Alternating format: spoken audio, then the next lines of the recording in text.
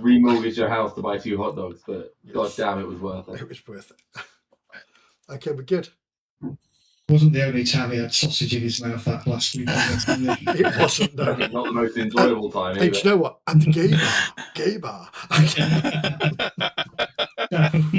Last session. So welcome back, Mehdi. Yeah, for people who do actually somehow manage to find us on the stream live, we weren't here last week, but we did play. So I will recap the session. So end of 486. The party, or our player knights, at the behest of Earl Roderick, remained back in Sarum to provide knightly protection for the Lord during his escapades north with King Uther. Mostly just kind of general knightly stuff happened. However, at one point the group were down in the they were down in a very particular no, wrong map. There we go. Just so they were down in the Melchett Forest, or in the area of the Melchett Forest, when they discovered a goat herd. That goat herd claimed to be Earl Roderick's old goat herd. He was dressed in kind of goatee hide clothing, and claiming that he had lost his black goat. That his black goat would be very noticeable once you saw it. You agreed to chase after the black goat because you are, after all, knights. And that led to an encounter with a 3-eyed, 9-foot-tall giant. You proceeded to do a number on the giant, dealing with the giant pretty effectively. The goat herd smiled, congratulated you, turned into a wizard whom some of you kind of recognise from tales and stories and descriptions as Merlin. He instructed you to follow him. And follow him you did, down into the deepest parts of Melchett Forest, which after a while seemed to change, and you realised you weren't in Kansas anymore, or Melchett anymore, that you were in a fairy realm, or a fairy forest. As you were doing so, Merlin continued on a straight path, heading somewhere you weren't sure where.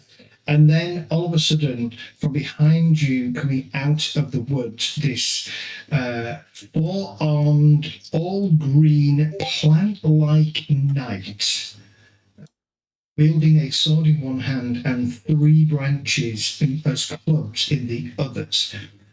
On seeing this, Merlin told you to protect him, while he continued further on into the forest. And so, protect him you did, though not at no cost. Sir Aladric took a mighty blow that rendered him unconscious and at a disadvantage. The others in the group also took some damage from this creature, but eventually you were able to defeat it, and it turned into effectively swamp water, vines, wreath, lilies and things, and a puddle of kind of swampy, stagnant water.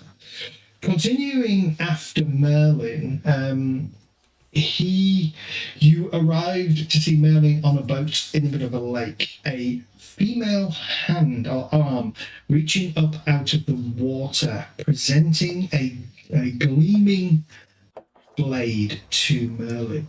You watch as Merlin takes the blade, puts it into his robes, and steers the boat back without actually steering the boat. Upon seeing your fallen comrade, Merlin rests his hand upon him and calls for healing spirits to bring Aladric back to the realms of life. Aladric, however, is not too impressed with Merlin, and basically accuses him of setting the group up. Net result is that Aladric now distrusts, or has a level of distrust where Merlin is concerned. Returning back to Camelot, no, no, not yet. That's in a few years' time. Returning back to Sarum, you obviously gave the sheriff a rundown of your escapade. He was very impressed. Told you that that tale should be told to the Earl upon his return. Sure enough, upon the Earl's return, he was very impressed with your tale and reminded you that he had agreed to a hunt with you all back at the Pentecost feast, and said that the animals that you captured or killed during the hunt would become a feast in the autumn in your honour for bringing good name and glory to the house, to Sarum and to Salisbury. You went on the hunt, were unsuccessful in bringing down the beast yourselves, and relied on the Earl and some of the other knights to do that for you. You then enjoyed the feast, some wining, dining, a little bit of flirting, etc. And that is where we left it. The Earl gives you all an early Christmas gift of 2 Libra, or £2, to make sure your characters are updated with that money. As we move... Oh, Eddie. I need to close off the winter phase. Yes, you do. Sorry, I was... Yeah. Because you need to...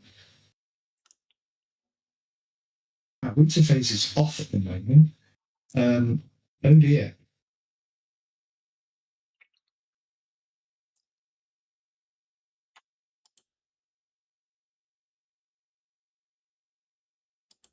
You need to do your training specifically. Okay, do you want to walk me through this, please? Yeah. We did that. We did that. We did that. We did that. Yeah. Oh no. Okay, so training. You may choose one of the following for your training. You may add a single point to any trait. You may raise or lower a passion by 1 point. You may add a single point to a characteristic. Or you may elect to train skills. If you elect to train skills, you get 6 points to distribute to any skill under 15 in any combination. Cool. 6 No points. skill may be raised above 15, or if you want to increase a skill that is 15 or that is over 15, then you would get a singular point to increase that skill accordingly. Can I just give everyone a quick heads up? The winter phase is activated for your character. You may well have gained passive glory by accident. Thank you. Ooh. I'm not too worried about people getting passive glory. It's okay. Okay, how do I add points? Click on awareness and... So if you go to winter phase, sorry. Yeah. Winter phase, go to your training section there and click on the one you want to choose. So for example, if you choose train skills, it will give you a skill pop-up box and you can allocate the skill points accordingly. Thank you, that's great.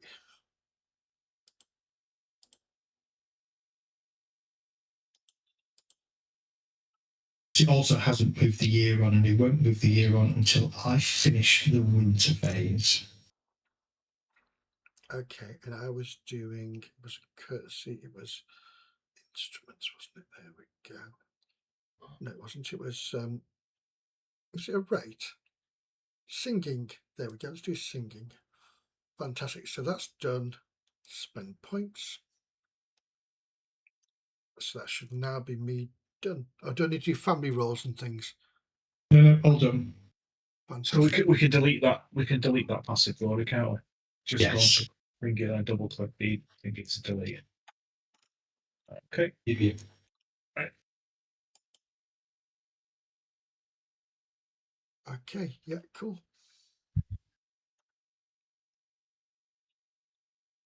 Okay.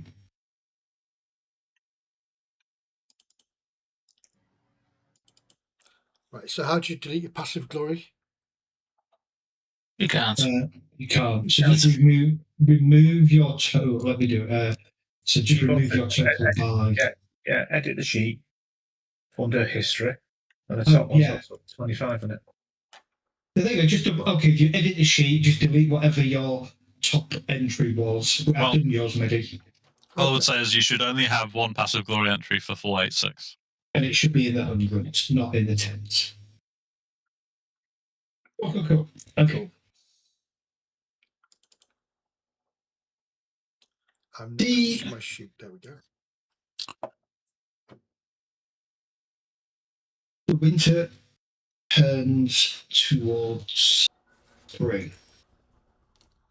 The year 487. There is a buzz about the Castle of Bone for this year's Vikings Feast has been deemed.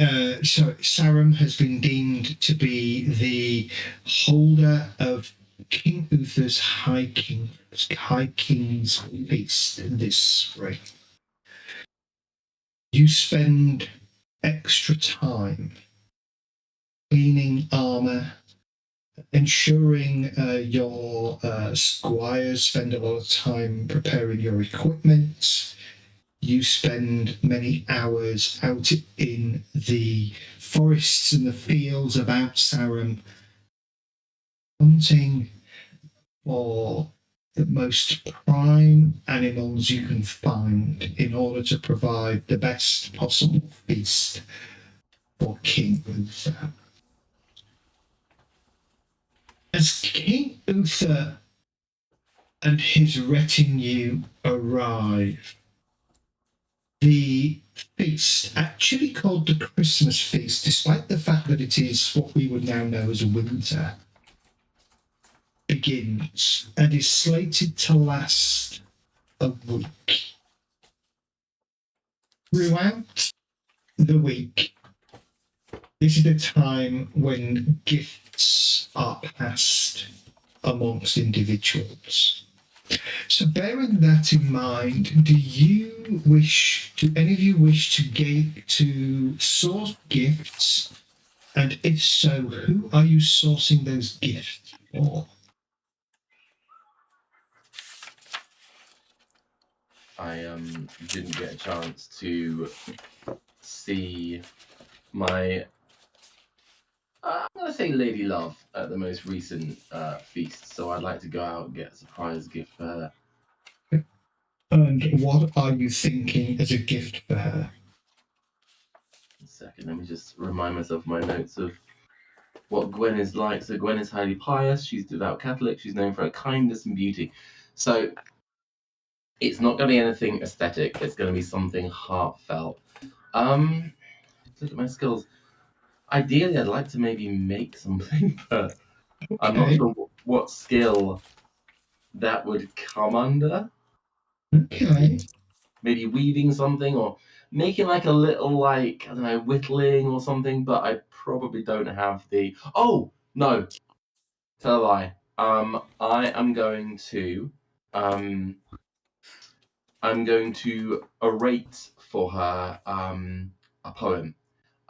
And at the same time, I'm going to gather some wildflowers. That's free. Okay, so Because that's free. And the wildflowers are free too, yeah.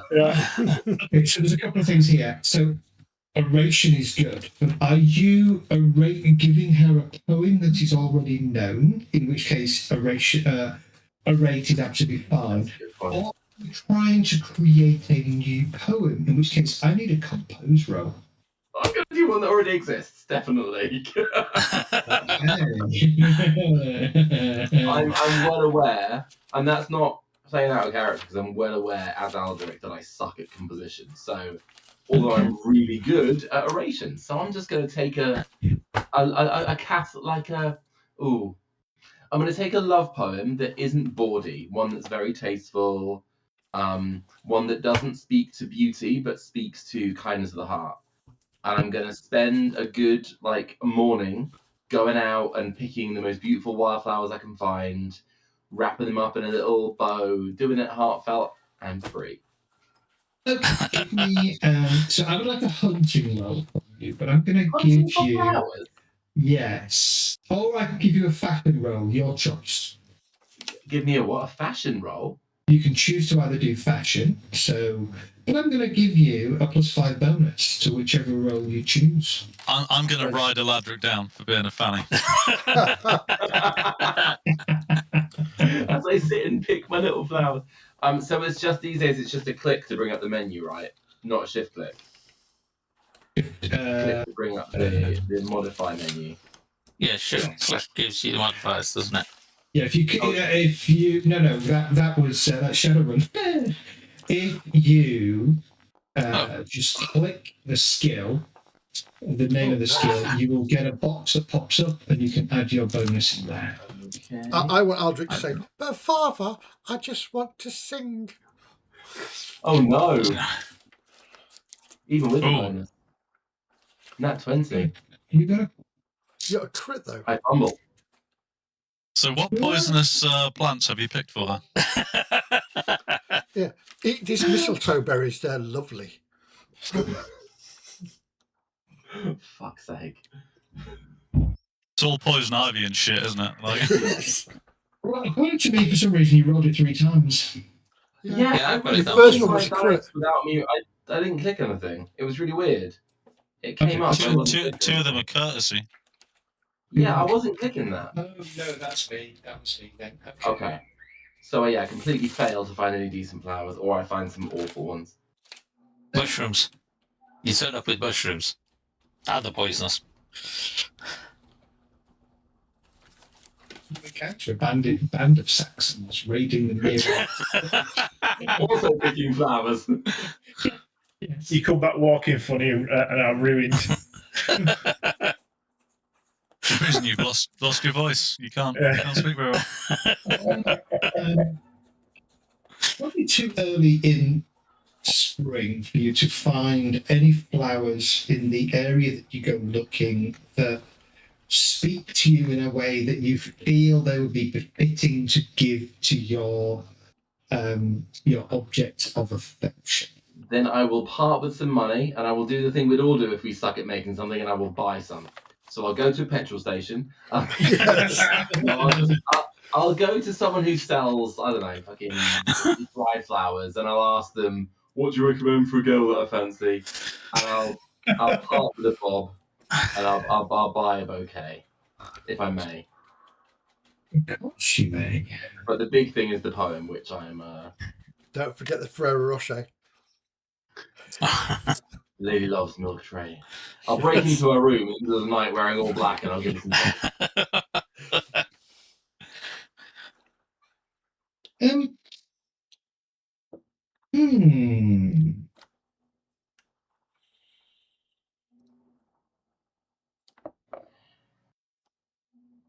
Well, roll me d20. Roll a d20, says roll 1d20. 11.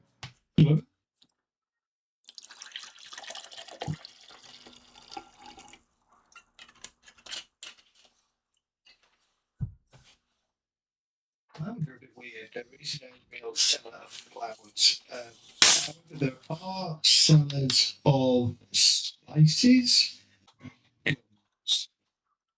Spices and what, sorry? Is there Basically, or a locally made perfume. A local made perfume. Let's go for that. Yep, you can get a locally made perfume. How many? Does anybody know how many D there are in a Libra? Oh, say something else then, do you?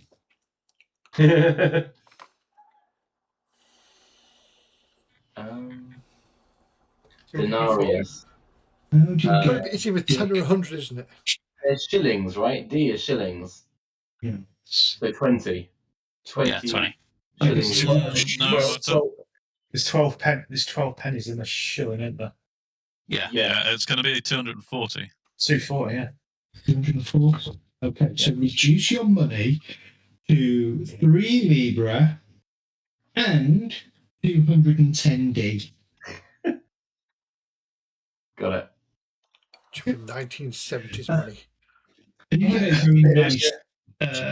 very nice, perfume that you will present to Lady Gwen during the Christmas feast. We will come to the Christmas feast later, and we will see how good your compose is. Remember, you can. Sorry, you can, if you wish, at the point of your oration, try and invoke a passion if you think you have one suitable to do. Just getting a lob on halfway through my speech. Engorge yourself. There's not a lot to engorge now. All the sides are lost. Yeah, it's all sizes gone, yeah. That only happens when you crit. Anybody else wish to do anything? I would like to quickly commission a landscape portrait of Silchester. Ooh, a landscape portrait of Silchester. Or Lady Elaine. That is rather spiffy. Google Maps, Photoshop. Yeah, make sure you get the Lidl's car park. Yeah. Yeah. And that lonely bottle of White Lightning. Tapestry. And how big are you going to make it? Not too big because Well, you have a choice. It would be a small landscape portrait tapestry. If you like, that would be 120D, or you could do something a bit bigger. So that would be a tapestry that would be woven from wool, or you could do something that is crafted from wool with intricate linen accents, which would cost you a Libra. I'll go for a Libra then. Okay. So you Sure, commission. So this is going to be approximately. So how big? It's between 6 and 10 feet in height and 8 and 14 feet in width. So you're going to give it to her, I then she's wasn't going to exactly collapse. going for something that big, you see. I was hoping for something a little bit smaller, and that's why I was like in painted or something like that. But Is there? Yeah, Can we go- you hand can we her go for something over a little and bit she smaller? disappears. a little bit smaller for maybe half a D or something like that. The Cadigan Sorry, really half likes a Silchester. Libra. Okay. Are you doing like a bear tapestry? Otherwise, it literally 100 is. meters long. So, strictly speaking, there is no painting listed as a professional service. So, but hang on. Let us do this. Yes, Okay. you can commission. You can commission a. You would actually have to, I think. You would need to.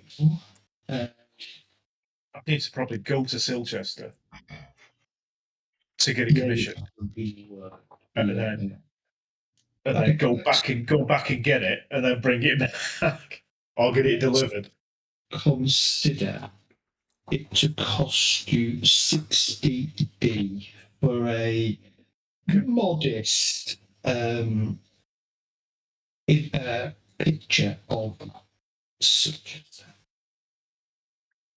I still think it's going to be tapestry based because I don't think fine. paintings existed in.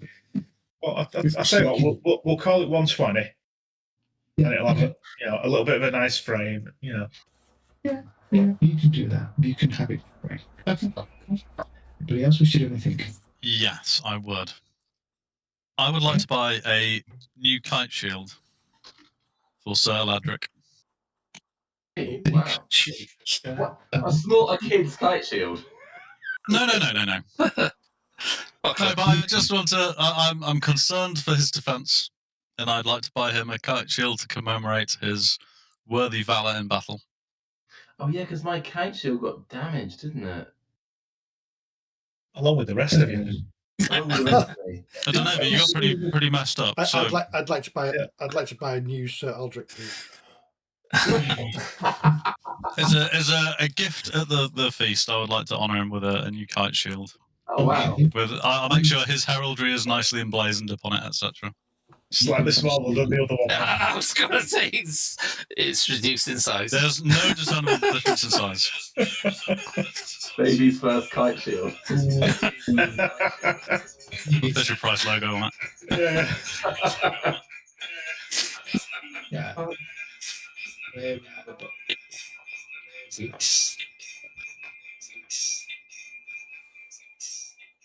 End up giving the person I view think section. there is it 30D?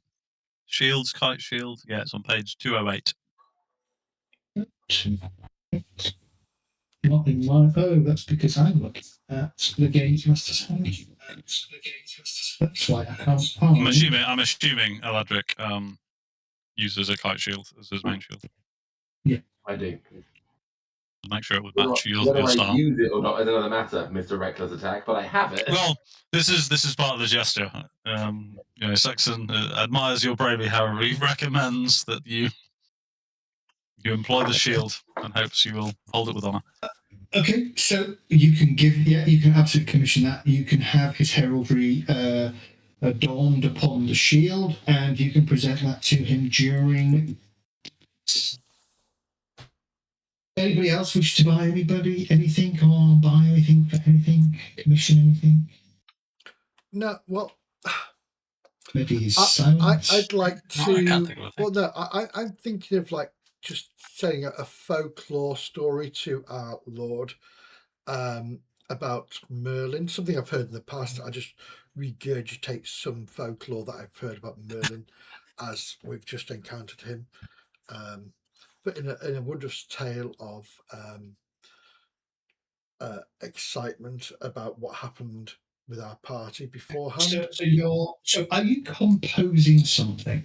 No, I'm going to try to go over some old folklore that I've heard before. He's very specifically rolling folklore there. I'm definitely doing folklore. Yeah. Is that not the kind of thing that might happen at the feast anyway? Correct. Yeah, but Yeah. it's what I'm doing is about the law of the folk. Just to check, if it's such an important feast, is he possibly going to be there? Oh. Because that'd be really weird, wouldn't it? Yeah. This is to you, Roland. So the answer to that question is absolutely probable. In fact, it would be. You imagine it would be highly unusual if Merlin isn't present.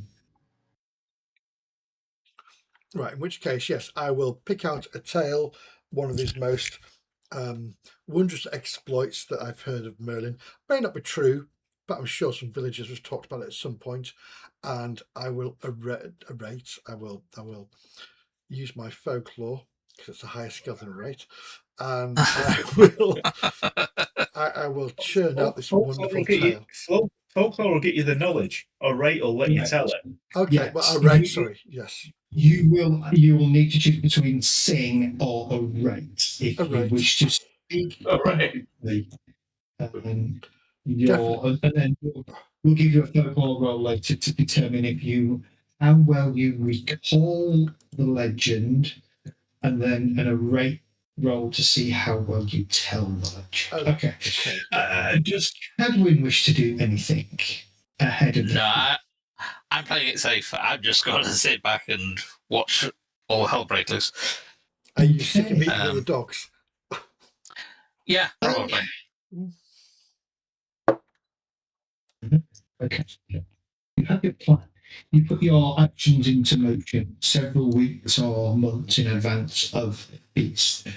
It's probably December time when you learn that the Christmas feast would actually be you would be honoured with with the presence of the king for that particular feast.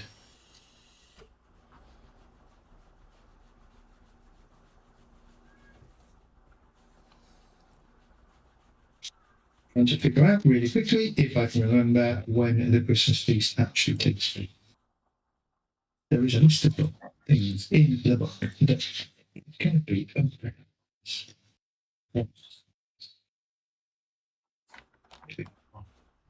okay. As the feast comes around, the king's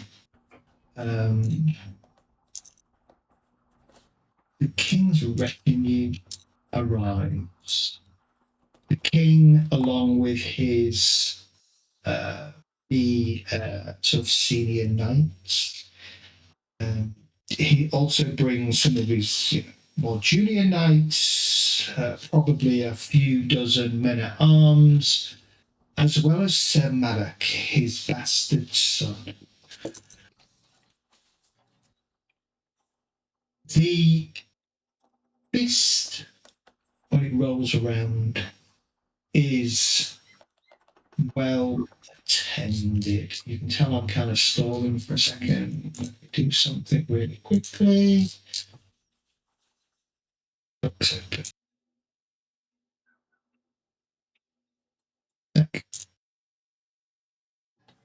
Shall we determine where in the during the feast where you all end up with the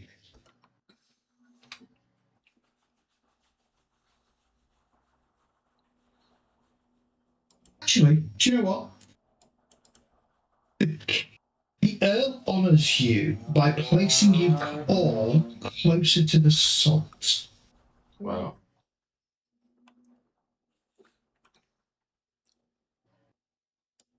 Move yourself close to this.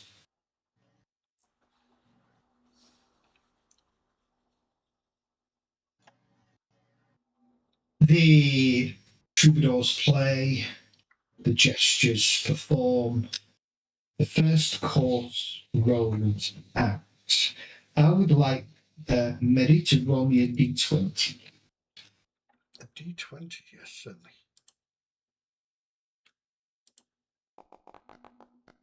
Oh, 19. The first course is a rather interesting course of cod tails.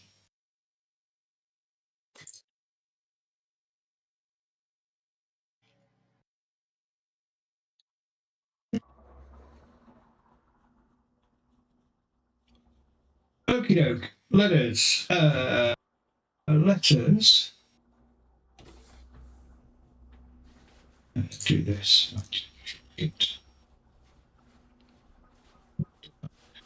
sorry, you happy with the dogs? Or do you want to move up to closer to salt? Yourself. Should all be closer to the salt. Boundary has been a ball ache for me again at the minute, so I do apologise.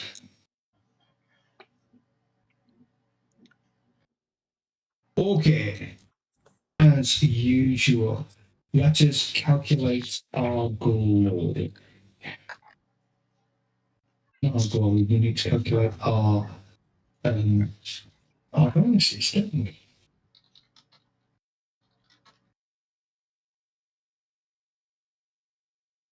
So this is a rather a rather magnificent feast that has been put on by the Earl on behalf of the king. We are going to go through 3 rounds of feasting, give you an opportunity to basically do your various activities, your flirting, etc. Or in my case, make a fool of yourself. In your case, make a fool of yourself. So, first course, cocktails. The cocktails are sumptuous. They are fresh cod, seemingly brought within the last 24 hours, salted to keep it as fresh as possible. Let us do our feast event calculator. So let's start with Aladric. As always, the first round. What is your current glory? My current glory. It says from 2,999, isn't it? It is, yes. Yeah, so that gives you a +1. Your total appeal is Appeals 14. 14 plus 1, 15. Okay, so you get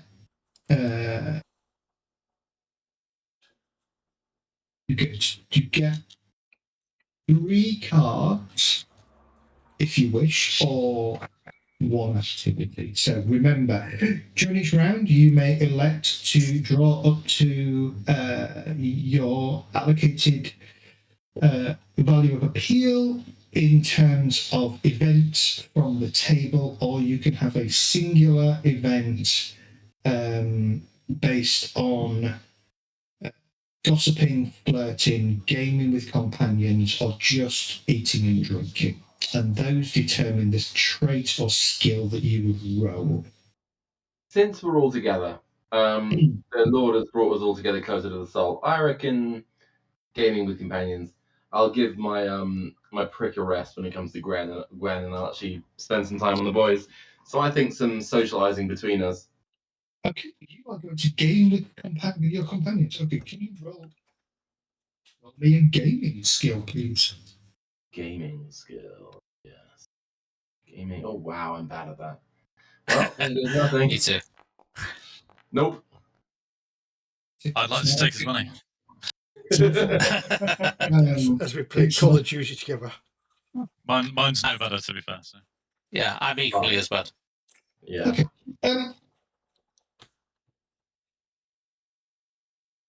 Your dice skills are not, well, your dice rolling is not particularly conducive to you being overly successful during the break between the first course and the second course.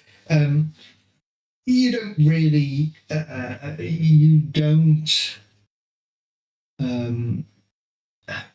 the money that you lose is probably measured in a few pennies. It's not, we're not going to count that. It doesn't. Yeah.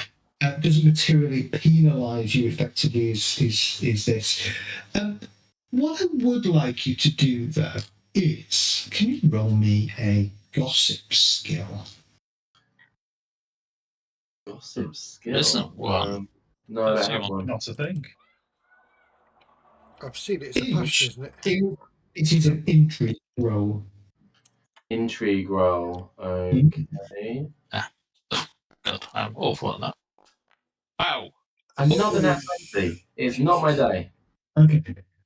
It's absolutely not your day. No. You're too busy concentrating and getting more and more annoyed at the fact that the dice is just not falling your way, and so you're focused very much on that. You don't really pick anything up that's going on around you. So, okay, that's absolutely fine. Callaghan, your appeal, please. 10. And you are still below 3,000 glory, so you will have 2 events, or one of the other options. And yes, you can, if you wish, present your gift at this point. Gifts haven't been given yet, though. You understand that gifts will be presented towards the end of the at the end of the feast. Let's go for events. Rollable tables, isn't it? Yeah, rollable tables. You have feasting events. Please proceed with your first roll.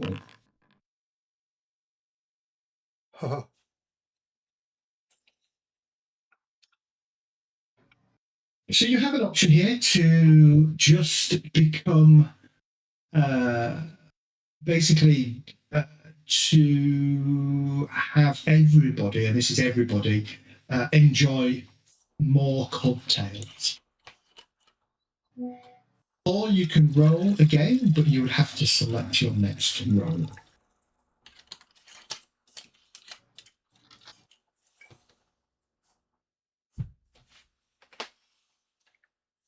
Is that going to lead to an indulgent check or anything, or is it just that? It would be a temperate check first to see whether you partake, or if that fails, you would go indulgent. You would keep going. You would keep going, and then eventually, if you then fail the indulgent test, you Explode. feel full and would retreat to a quiet place, missing your next round. Right, well, let's find something more interesting. Okay. Hey! Fuck. This is going to be a problem. Your table becomes quite heated. Tilts up at one side. So, give me 1 second.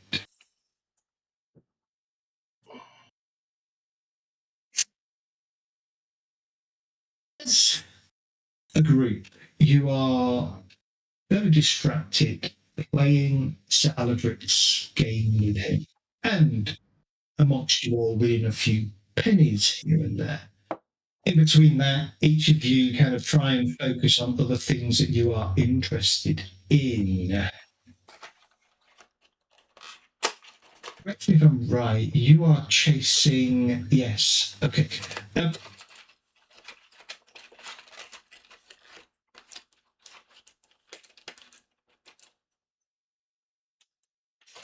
Cornelius makes a comment to Lady Elaine, and you, again, you are, your attention is, no, that's not quite what this is. Okay. Two other knights at your table begin to argue quite loudly, complaining or arguing about who is the better swordsman. It begins, the noise level of this argument begins to rise above the sort of the passive level of noise at your table. And you realize, glancing over your shoulder towards the Earl, that the Earl's attention is focusing on your table, and you can see sort of a frown of consternation and a little flicker of annoyance crossing the Earl's table. Nice. So you can start with prudence if you wish to try and stamp on it, or you can go with reckless if you want to actually join in, insult the knights, and really make a scene of yourself. No, what I wanted to do is essentially just go over and just sort of rest my hand on one of the knight's shoulders and just say, "Gentlemen, you have the eye of the Earl, and not in a good way. I suggest you settle this tomorrow with practice swords." Give me a prudent roll. What, sorry? Prudent. Prudent. Yes. Well, let's hope I pass this one then. Nope. Ooh. You're just gonna have to knock him out then, aren't you? Reckless, yeah. Give me a reckless roll. Oh, so close. So you can choose. Do you wish to act prudently and calm it down, or do you wish to act recklessly and get involved? No, I'll say what I'll say what I said. Okay.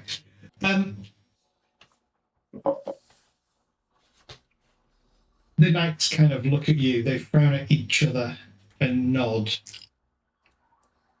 These are sort of junior knights from King Uther's retinue, so you're not familiar with them, and they kind of look at you and recognize from your blazon that you are knights of the Knights of Elrodrick. My lord, our apologies. We did not mean to draw the unwanted gaze of our lords upon us. We will indeed take this to the training field tomorrow. And he kind of glares at the other knight, who kind of sheepishly nods and looks at you. And my apologies, my lord. That's fine. Just call if you need a judge for this. Then name the time you're going to be holding it. I'll be there. Honourable in your offer. Sounds like some good entertainment for the morning. You would gain a geniality point for that. I am tracking them, so don't worry about it. As I stand back up, I'll turn to sort of like face the Earl and then just slightly bow my head and sit down. The Earl gives you a very almost imperceptible nod. Cadwin, what is your appeal, please? Exactly the same as Callaghan. So I'm So 2. you will be on at 11. Okay, what do you wish to do? Draw card events, feast events, or just accept one of the other 4 options? Our feast event. So roll dice. Okay. Do this. Tired. So, you'd be testing lazy. Don't know that that's appropriate for you. You haven't really shown any lazy traits. But you could play that one through. You would feel tired and think about retiring from the feast. Probably not a good one to do. No, I'll roll again. Oh, Oh, God. Ladies. Okay. This is going to backfire, I'm sure. Okay, so whilst Etiquette is arming 2 knights down, over to your right, far end of, actually on one of the other tables further from the salt, 2 ladies. You've seen them about court before, nothing too fancy. They're not particularly. They're not directly related to the court itself, but they are of a senior disposition and afforded that kind of recognition by the Earl. They seem to have got themselves into a rather heated discussion. And once again, this time though, what you notice, what you catch is the Countess Ellen, the wife of Earl Roderick, is kind of frowning as she watches this happen. Countess Ellen catches your attention and kind of very gently kind of nods for you to go and deal with the problem. You may test just.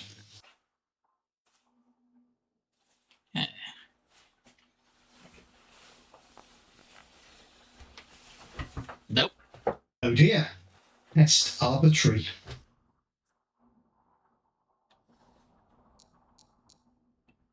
Nope. Do you wish to be just? So if you just, you will settle the differences amicably and you will gain 2 geniality. If you wish to be arbitrary, you will side with one of the 2 ladies and potentially upset one of their husbands or another male friend. Yeah, no, I'll go just. Okay.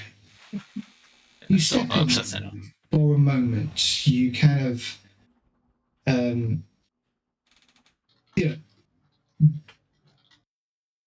pitcher of wine or whatever in your hand, you kind of wander over and you listen to the conversation for a few moments and you kind of lean in My ladies, I believe this is not the time nor the place to have this discussion. You would perhaps, well, tell me, how do you want to settle it, rather than me saying what you say?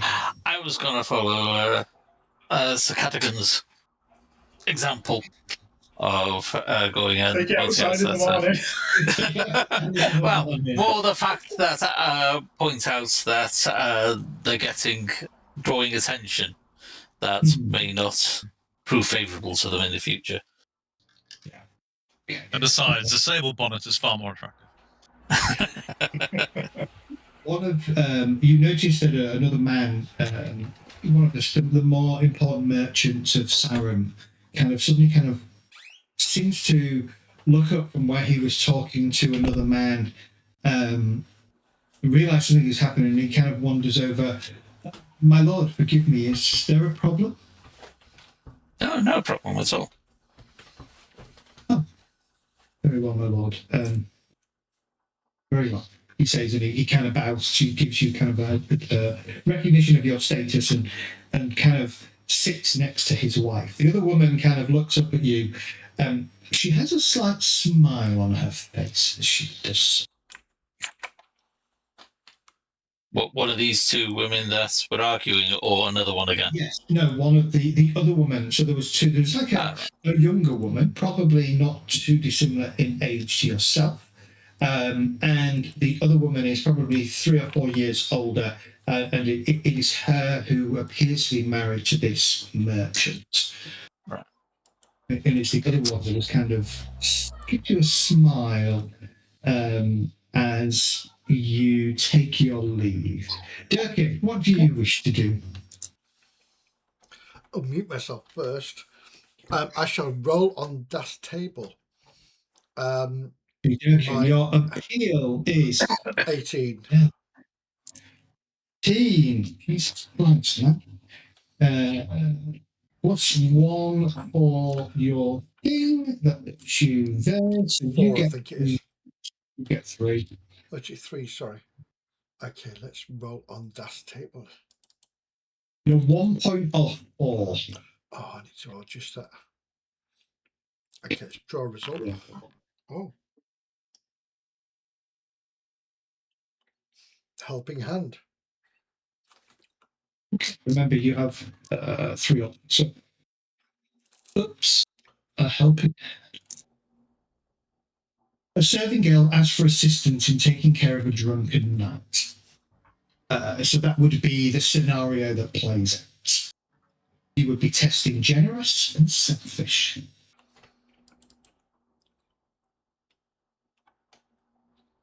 Okay, we'll go for that. We'll do that. I'll help the. Okay, before you make that decision, generous success, whilst it gains you glory and geniality, it does mean you miss the next feast round. Because I got him outside. Yes. In which case, no, I shall roll again if that's okay. Okay, so we roll again. Oh, Or food. No, not doing that. Okay. No. Okay, go for the last one then.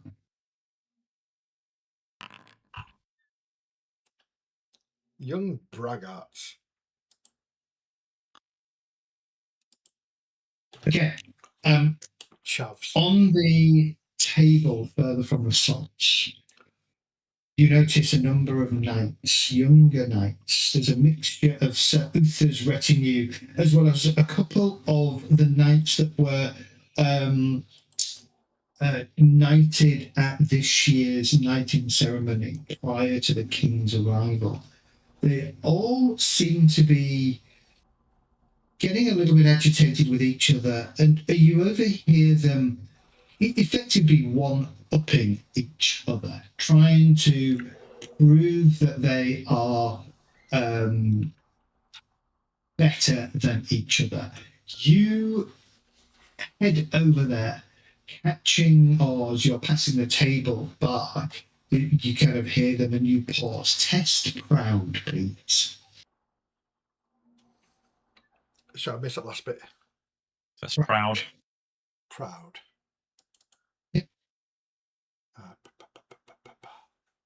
Oh, where's that passion? Must be passion, is it? It's a trait. Trait. Sorry. Right hand column. Right hand side. Oh, right hand side. Sorry. Oh, I've not got this. Oh, clearly I Oh, have. yes, you have. Clearly, you have. Okay. You tell them a tale that basically beats any claim that they're making. What is that tale? That tale is of Sir Aldrich single-handedly defeating. Has to be of you. Of Can't me. be somebody else. Has to be you. Yeah, you're not going to get anyone in trouble again. In which You are case, basically my tale is of myself wooing a fair maiden and taking her away from her horrible, horrible husband, and, and doing such a thing. Then having premarital sex and losing lots of honor. And then fighting her husband for the honour of taking her away. Well, that's you fucked. Yeah. Literally. Yes, hopefully. Okay. I want you to roll proud again. Oh, crap. I'll never get this. Nope. I failed proud. You'll gain plus geniality. They buy you drinks. They want to know the glorious detail. You stop yourself because you realise that the tale that you have told is a tale that is most likely to get you into serious trouble and serious allegations both with the church and with your lord. Indeed. Should it reach his ears, you stop yourself just in time so you do not. That story is out there now. Yes. I rescued a fair maiden in distress. However, Well, you that fucking didn't. is. I think you mentioned from her husband. And From her husband. Yeah. Who was legally married under God. Yeah. But he was abusing her. So Nobody cares. nobody cares. She is fucking cattle. Unfortunately. 487. Nobody cares. So, what is your appeal? My appeal is 9. I think I get 2 activities if I roll. You go to 10. So yes, you get 2 activities. What were my other options again? Flirt, gamble, drink, or gossip. I'm going to give it a roll. I'll let's start with a roll.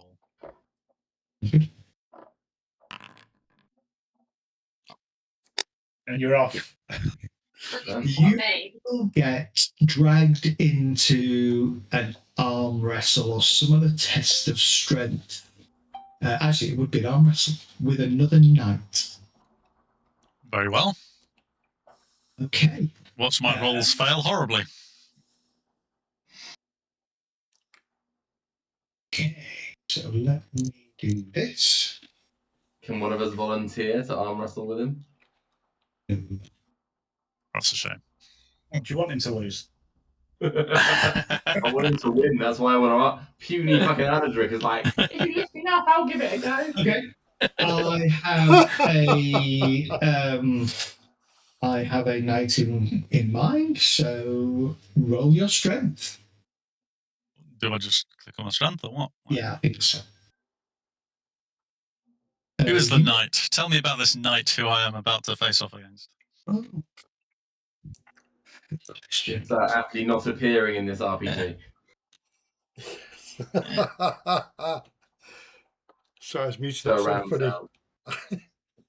You see him going past that window in the background first, and you realise there's no walkway out there. It's just full of all. It is Sir Tanicus. Titanicus, is he a member of my liege's household or the king's? Let's find out. Is he?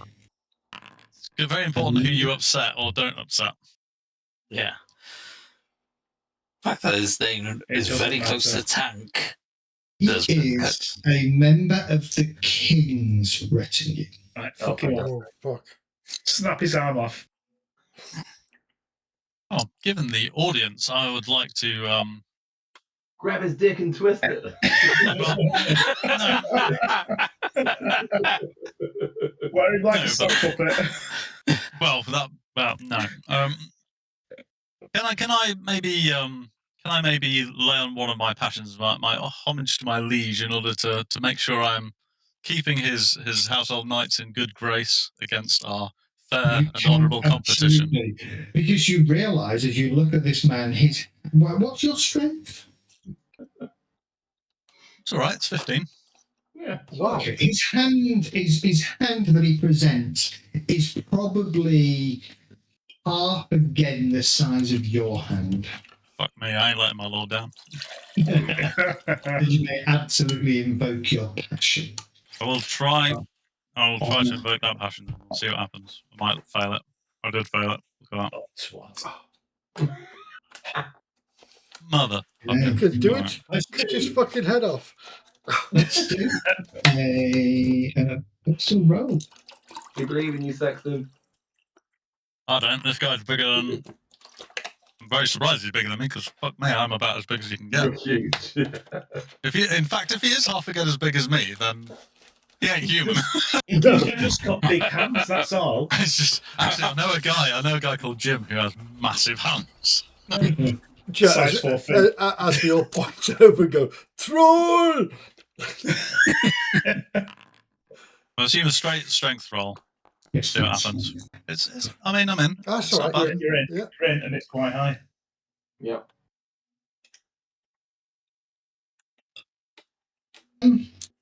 You've got this, Sexton. We believe in you. You are in, Right. and he failed. Ooh.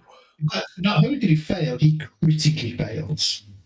That's what we like to God, see. blast. Describe how you. Fucking hell! I can't afford a surgeon. Shit. Just tell him he missed out on Abs Day. Yeah, how do you beat him in this arm wrestle? Clearly he's a massive man. So there is the absolute, stand off for a good time, and then I start. I don't know. Let's Sweating quote like a some bitch. verses and pray to Christ for strength in this competition. You freak him out with your zeal. Just I like, pretty much do. Yeah, I start Latin and at him, and he's just like, "Who's this crazy nutter?" And don't Psych- get to psych quote him your out with Lord's scripture. name. Yeah. Indeed. you basically like Kim Hill gets and just starts getting satanic and freaking him out. Just like, oh, no. Yeah, exactly. I say, for the No. king. Bang. Break his arm. The attention kind of shifts as the second course is starting to be delivered, starting up at the high table and working, above the salt and working downwards. The attention kind of focuses on this arm wrestle. There are several laughs, actually one of which is Sir Madder, because he's kind of caught this action. And he stands and he watches as Sir Sexton beats Satanicus. And he kind of raises his glass at Sir Sexton. Well done, my lord. Well done, Sir Knight. You have done your Earl a great honour. And he salutes you with his cup. As you have made our king proud, a strong arm, my friend. I would stand by you in battle any day. Smiles and he claps you on the back. He says, "Yes, that is. Perhaps that will come soon." You gain glory. Sorry, Give what was yourself 5 glory. that? Ooh, I shall. Okay, all right, round 2. I would like Cadwin to roll me a d20, please.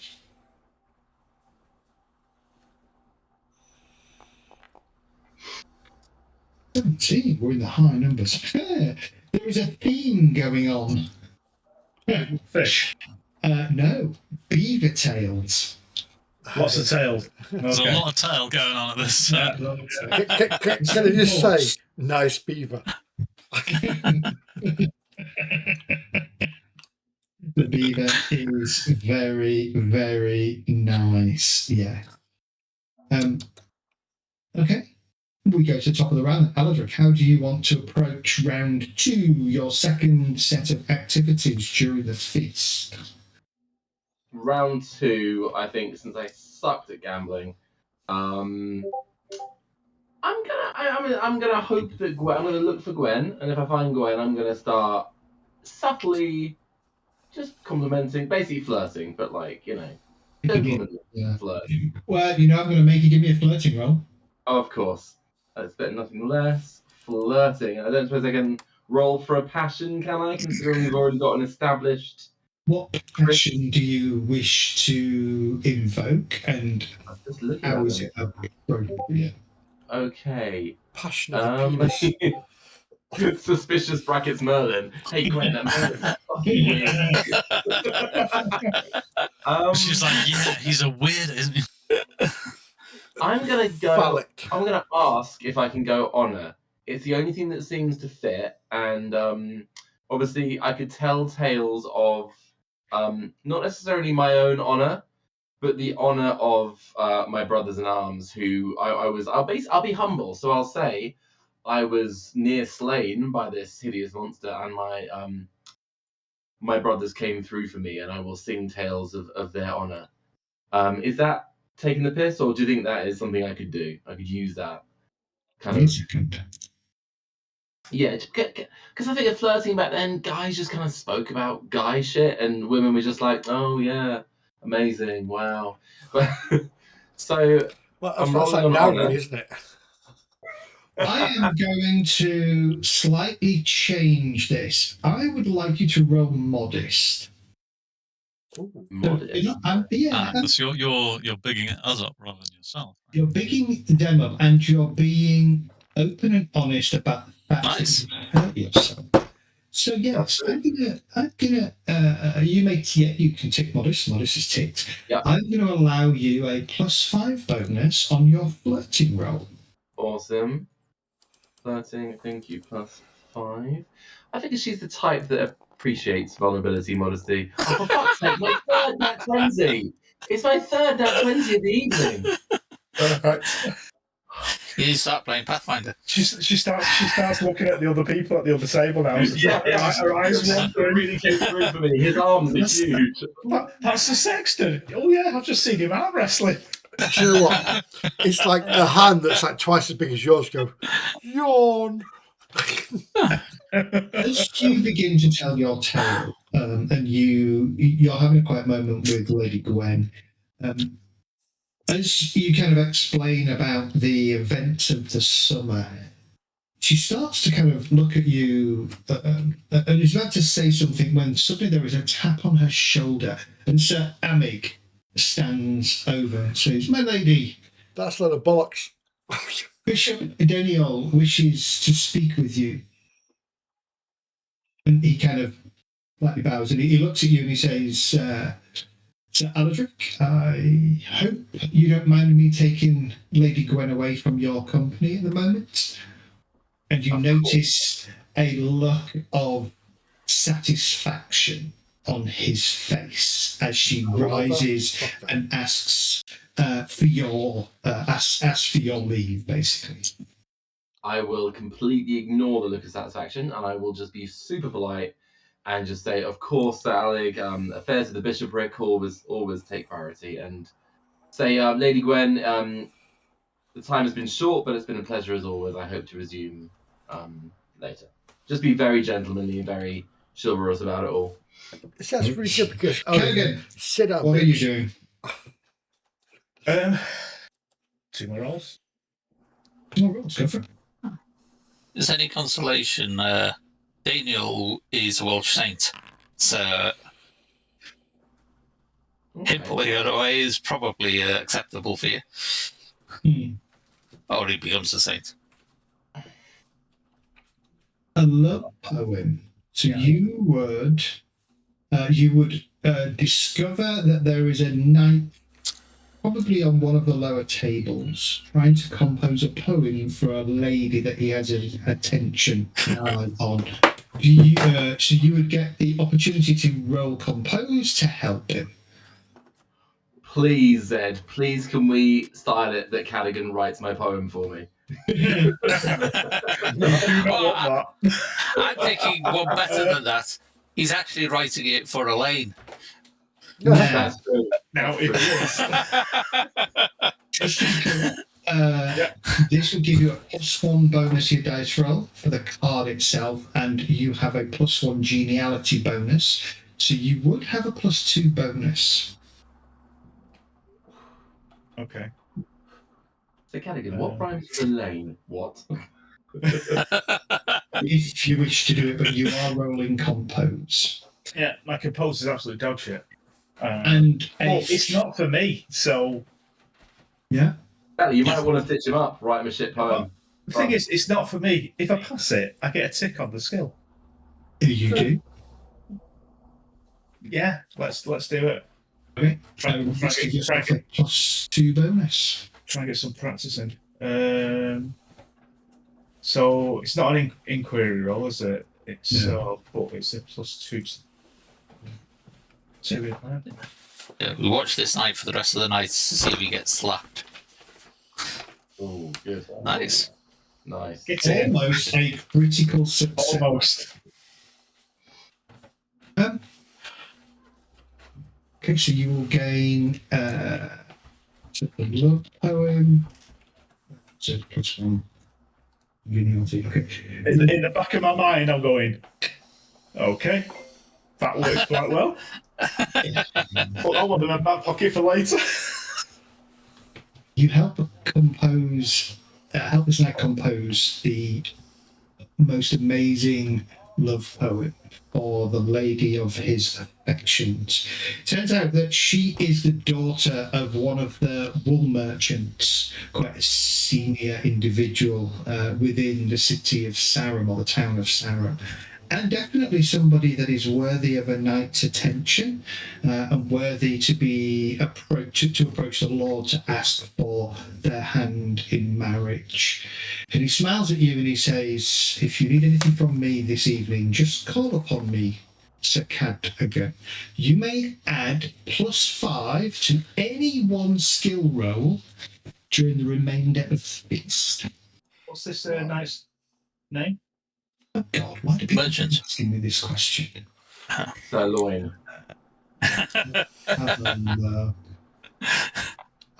Sec.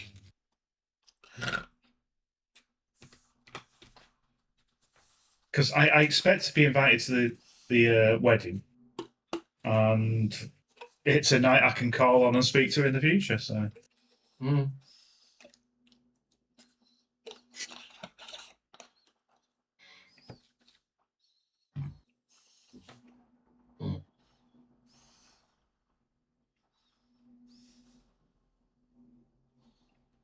Okay. So the knight is Sir Elidir of Tilshead.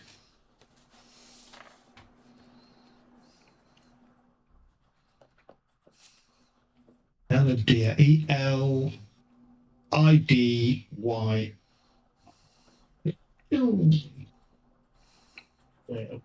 Tilson. Yeah. Okay. The young knight. Thank you. And he is interested, wishes to court Elisant. Innocent. Elephant. Elisant.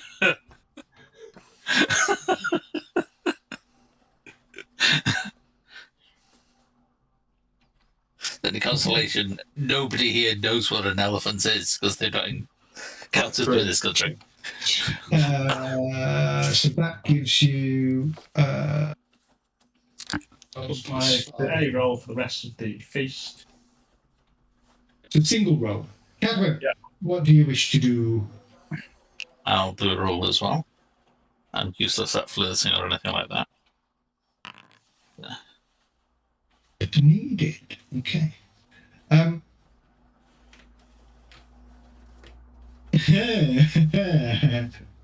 Okay, I'm re-rolling, am I?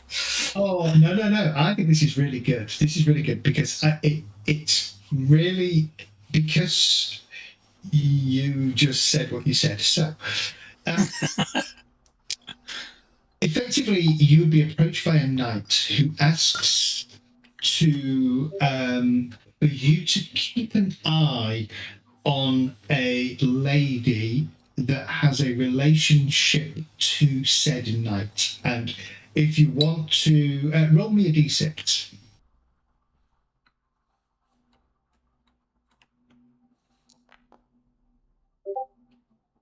It would be his daughter. So this is a middle-aged knight, probably 5 or 6 years. No, it'd be more than that. It'd be, so how old are you? So his daughter would be about 16, 17. So he's going to be about 38, 39. So he's quite an old knight. And he asks, because of your reputation, because you've been fairly quiet this evening, if you would mind keeping an eye on his daughter. Now, this is a keep card. What that means is for each round that you keep the card, you gain +2 geniality. But if you discard the card willingly, you get a -2 geniality for doing so. If you subsequently drew a host card, you would be able to leave the lady with no penalty. Okay.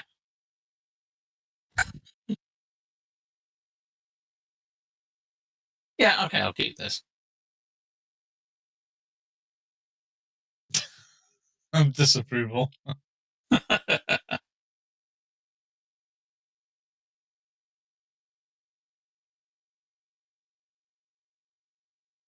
The knight introduces you to Gwenllian.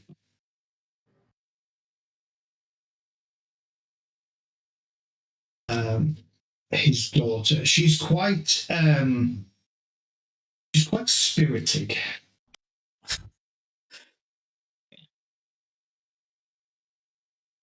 See, I've got to add all these NPCs to my list. Gwen Kian, I'm guessing. Yeah, GWENLLI. Yeah. Yeah. Yeah, Gwen Kian. Okay. I believe you. Okay. You have that card. Okay, so I'm going to give you 2 geniality. Okay, Durkin, what do you wish to do? You can roll on the table, yes.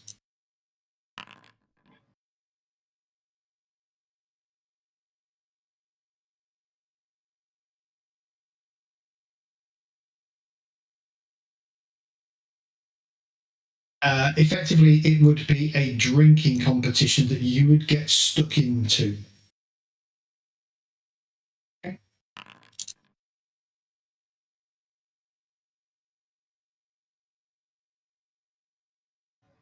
Okay.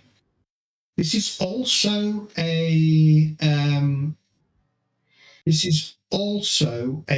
keep card.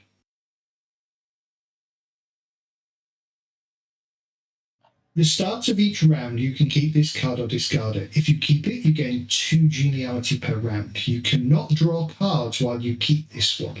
Effectively, this woman has decided, and she's taken a liking to you, Durkin, and is helping you spruce up your clothing and making sure that you do not spill anything on your fine clothes. You will keep that. Keep doing it. And then that leaves us with Saxon. So draw a card. Oh, God. More drink. I don't think you're doing that one either. Oh, dear. Which goods? You got to do this one. Destroyed like 3 tables and a display. Can you roll a dex, please? Do I get any kind of bonus to it, or? It is. Oh, yeah, you would get +2 because you have a. No, you Geniality? don't. I don't know, because No, it's you not a skill type thing, is it? It's just a pure. Yeah, it's just a pure. Oh, yeah. You are wearing a piece of jewelry that gets snagged on something and breaks. Okay. Um, That piece of jewelry that I bought for £1 last time, wasn't it? yeah, a piece of jewelry or a cloak and is damaged or in danger of getting lost. You manage to hold on to the item, but it is damaged. It will cost you 1/10 of the value of the item to repair. I mean, I don't really have anything of value yet. So fairness. Probably just. But I'll yeah, 1/10. So I don't know what's something reasonable I could have. Some kind of signet ring or maybe an amulet or something. Yeah, I'll have a look at something. Okay. Saxon, can you roll me a d20, please? I can do. You're a religious dude, aren't you? Could be a cross. Jesus Christ, 18. We've had 19 first course, 17 second course, and now 18 third course. So third course Rocker straight is mushroom tart. So I'll say it's a signet ring, Z, and it's 1/10 of the cost to repair, is it? Yeah, that's fine. Yeah, okay. Aldrich, what are you doing this final round? This is the last round of activities before we move to the wrap up of the feast. It's been such a terrible day, DM. I'm just gonna fucking drink. I've lost my girl. I've lost gambling. I'm sure. I'm just gonna drink. Okay. You said that was a thing, didn't you? Can you give me an indulgent roll, please? Oh God. This is where he fails his indulgent roll and doesn't drink. I'm just going to drink, takes a couple of sips of wine and goes, oh, that's enough. I try to drink and I miss. I'm just like, oh God. Yeah, failed it. Okay. What is the roll the alternative, the opposite? Temperate. Yeah. No, you can choose. Failed that too. You can choose to drink yourself into a hole now. Yeah, you can choose. Do you wish to be indulgent or do you wish to be temperate?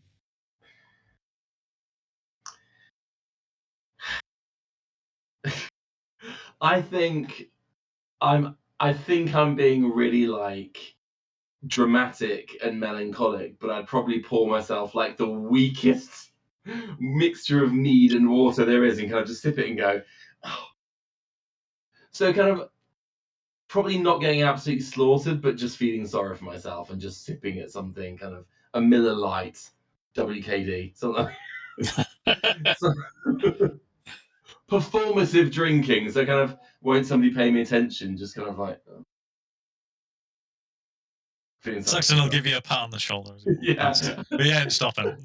Yeah. Okay, I would like you to roll reckless, please.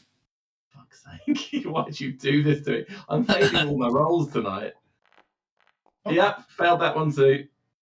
Okay, no, that's fine. Okay, if you'd have made that roll, the fact that Gwen was pulled off and has been in deep conversation with Sir Amig for the last course of the meal would have got to you, and you would have decided to get absolutely hammered. You failed it. Okay, that's absolutely fine. Okay, yeah. So you do feel a little bit sad and melancholy over the fact that Lady Gwen seems to be too. It seems on the surface to be enraptured by the conversation that's taking place between that she seems to be party of between Sir Amig and Bishop Daniel. And every so often your eyes kind of go over there and you struggle to keep that kind of passivity in your gaze and your facial expressions. Okay. Kerrigan. Me? Yeah. Last round, we will try the old flirt. Nice. We're going for Lady. Yes, Lady Elaine. Leave me alone. So this is skill roll. Do I get a bonus to this at all? Apart from You have your +5. You Yeah. also have +1. okay, so +6. Yeah. Okay.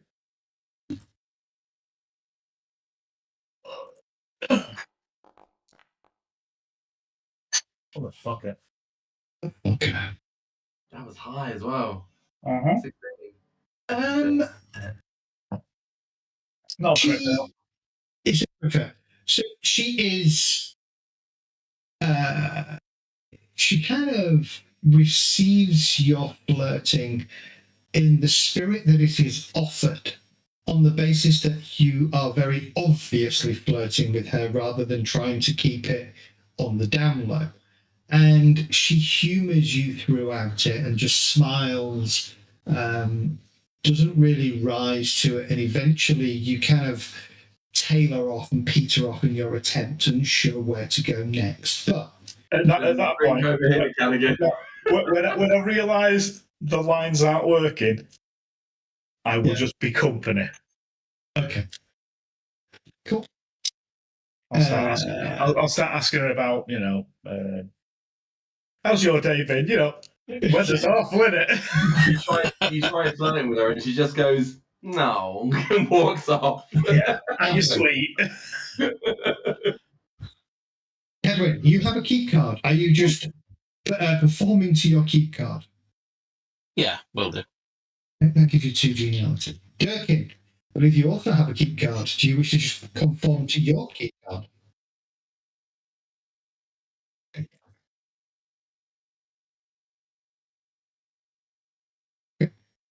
Tapping your doublets, sir. That is kind of, well, you don't get to roll, so you can't actually do that, but it's kind of implied in the event itself that there is a very subtle level of flirting going on between the two of you. And I'm going to come back to that in a bit. Sexton, what is your final action for the My final action for the evening is I too will try my hand at this flirting business. Okay. Anybody in particular, or are you just going to pick a wench and flirt? I'm more just practicing the skill and having a bit of fun. Nothing too serious. I haven't found a particular lady that I admire as yet. Okay, go for it. Give me But I'm assuming that expansion's coming out at some point. So. It's out Yeah, in my hand. Yeah. Oh, okay. You watch him get a crit success now when he's not even bothered about it. You start talking to a wool merchant's daughter.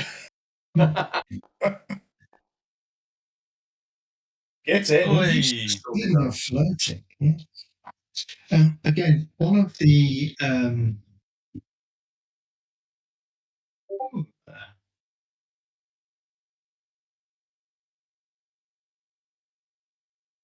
you can the attention of Lady Indec.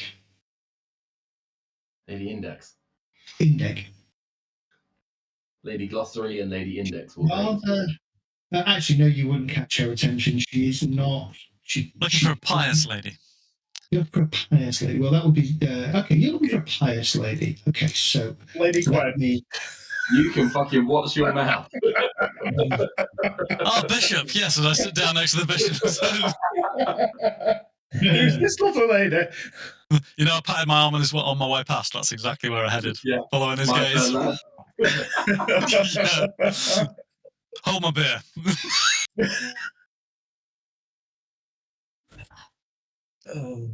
Okay, so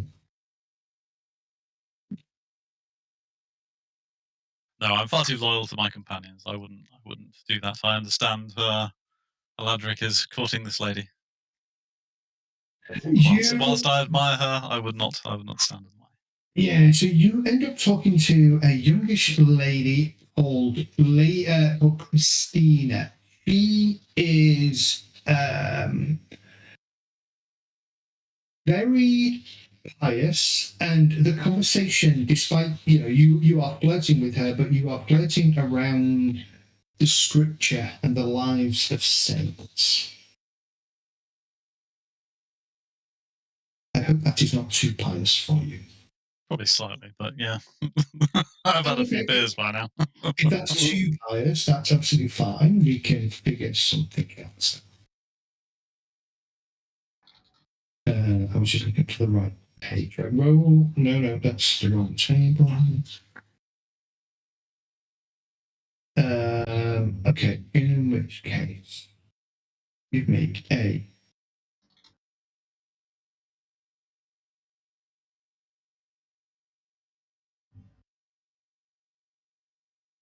Give me a d20 plus.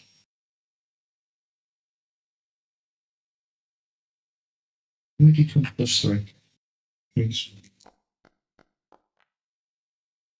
7. 7. It is Sexton's night tonight. Okay. I think it's just a table, so I don't know whether Low's good, guys. Yes.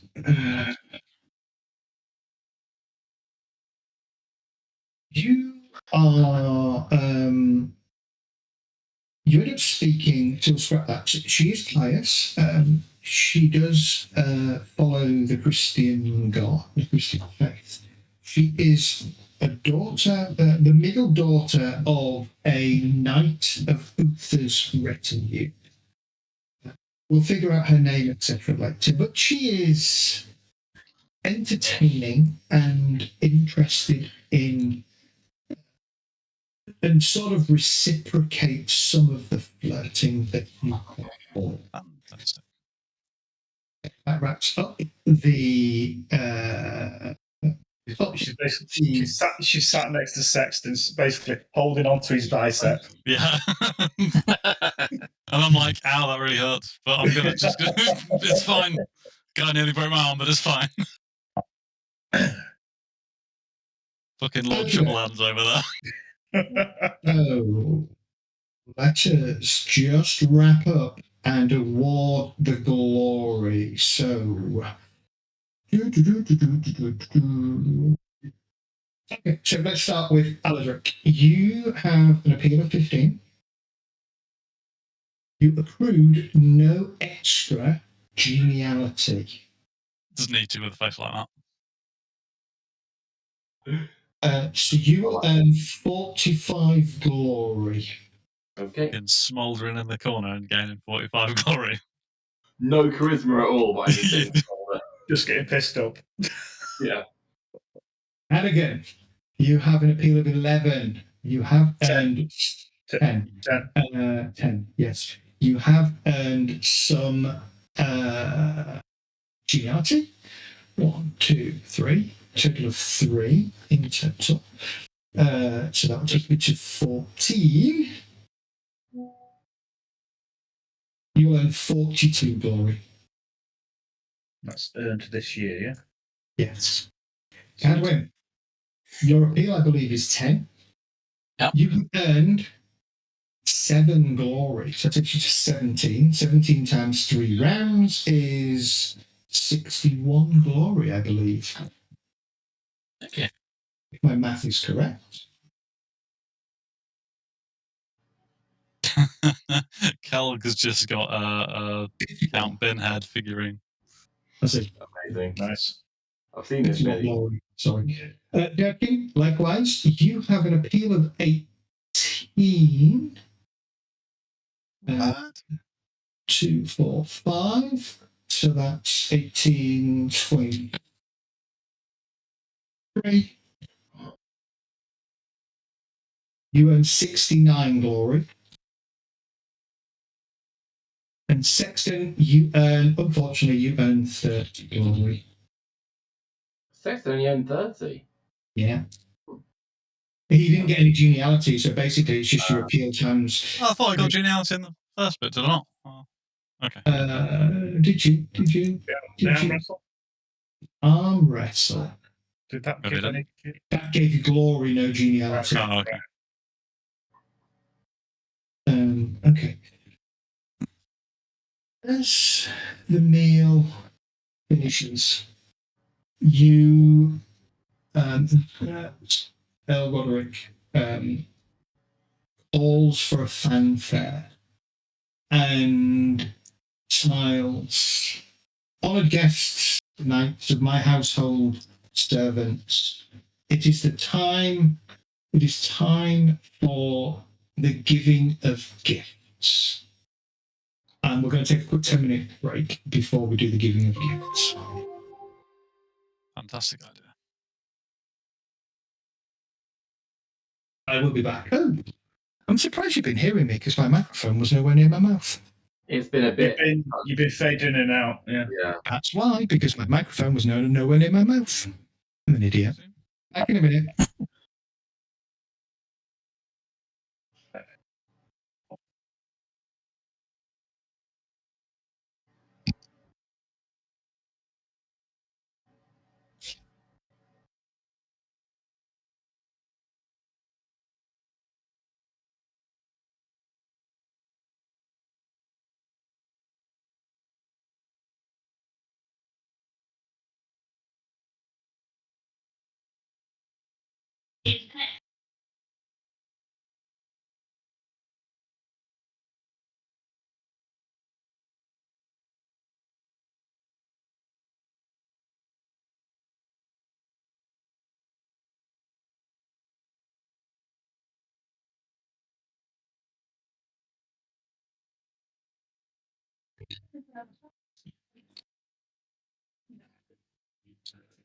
Oh, yeah.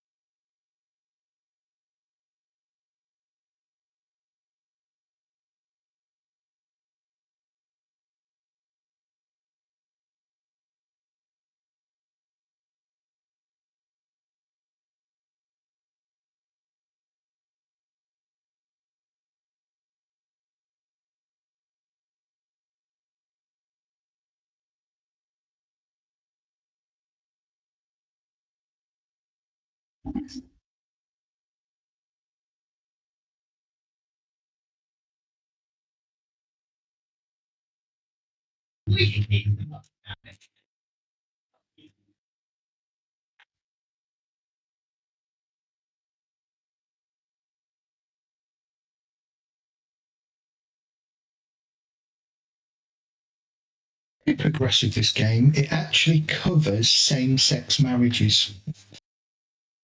Oh. In this time, the church is deeply concerned with reducing sexual licentiousness in general. The ceremonies are developed to celebrate the monogamous bonding of two adults, regardless of gender.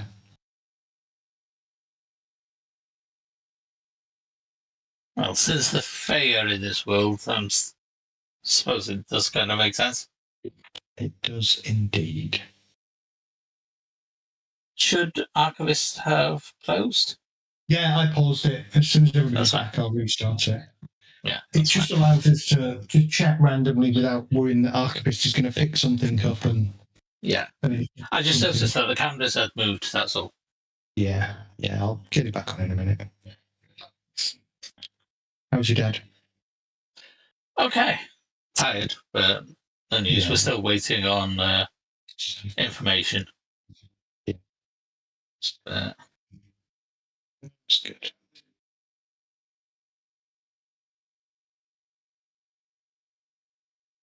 just routine check that's found it. So, as far as we're concerned, nothing's changed apart from he's going to be on new treatment. So when that happens, that's when we'll start the same things, I think.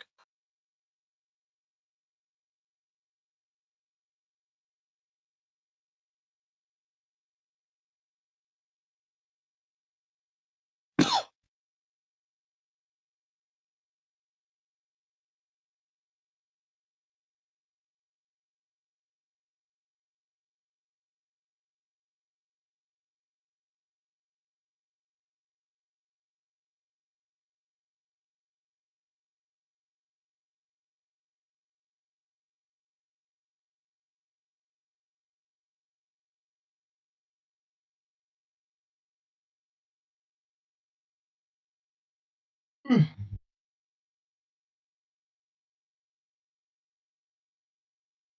the feasting events, I keep wanting somebody to roll 29 just to see how you pronounce it. It's the only Welsh word in the whole lot. 29. No It's not idea. happened yet, sir. It's not happened yet, sir. With will. That's what I'll probably do. Yeah, with boy. It's basically chess. Yes, indeed. So, yeah, why they've actually put in Welsh there with all the rest is English and then thrown in chess in Welsh. I don't No know. idea. That's a crazy word. Yeah.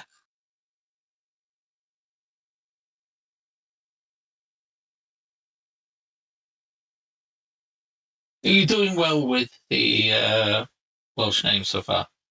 Trying to. I know they're not perfect, but I imagine I'm doing better than an American would do. Yeah. Well, Gwen Kian, I've actually, a lot of these names, I have actually met people by their names. So that does kind of help. But It's the Irish names that get me, right? Where you look at yeah. and it's like that sauce, Cersei or something, and you look at it and you're like, no, it's not. Doesn't have it's any like of those letters in it. it's like the she from Celtic mythology is Sidh, Yeah. and Siobhan is Siobhan. It's like, how the hell does that change? Because Irish, as far as I know, hasn't got its own alphabet like Welsh has. So you'd expect it to be pronounced similar to English, but I don't know.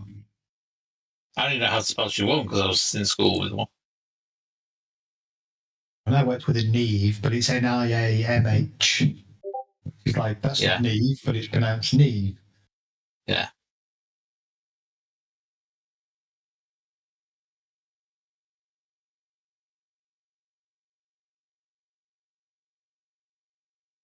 Legs did his usual, ran off massively ahead in Pal World, and I think he's got bored.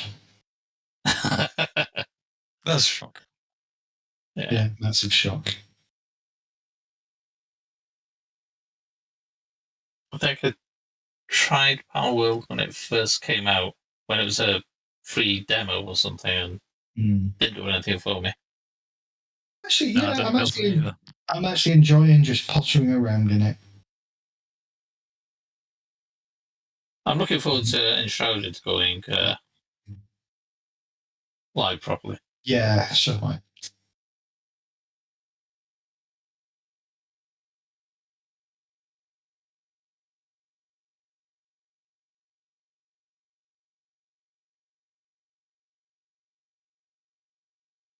Yeah, all I've been playing is Division 2. There's a new event on for the next 3 weeks where Walls of New York is free if you haven't got it.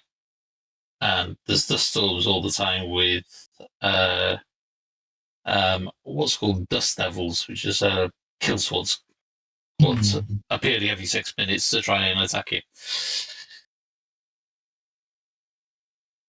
Just adds a little bit more of a challenge to it, but nothing much changed.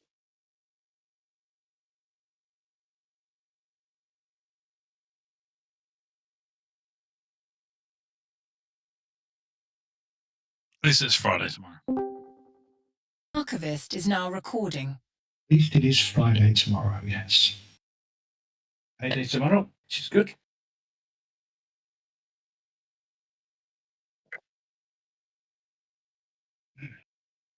Off to see Odyssey on Saturday. It's had a lot of bad press, but I thought it was really good. I saw it. Yeah, I think it's had bad press from Musk. Probably dickheads, but I saw it on opening night. It's definitely had bad press from the anti-woke fucking idiots. Yeah, Oh, you cast a black person. You cast a black person as the daughter of a swan. Well, Musk is one of the idiots that's basically sizing it, and he said that he's going to create an AI version that's more Yeah, accurate. Grok. It's like, Which is Yeah, right, okay. historically accurate about a story about a made-up war with made-up characters and made-up gods. And fucking Cyclops. And what is more acceptable about a Boston Irish bloke playing a fucking Greek than a black woman playing a Trojan? Troy is in fucking Turkey. There weren't going to be bloody white blonde hairs. They're not. Anyway, I enjoyed it. It's like, strictly it's great. speaking, if we ever cast, strictly speaking, Jesus should be cast as either a black person or a olive-skinned, swarthy-skinned Palestinian. Palestinian. He was a Palestinian, exactly. Exactly. Yeah, Jesus was pretty likely to be brown, guys. He was, but he wasn't real anyway, so don't worry about it. Oh, he was. I reckon there's a guy called Jesus. Yeah. Oh, be a real No, he's person. called Jesus. He was in the census, wasn't he? Yeah. There was a guy Was he? called Jesus, nothing like He's From Nazareth. okay. that. He was just a very naughty boy.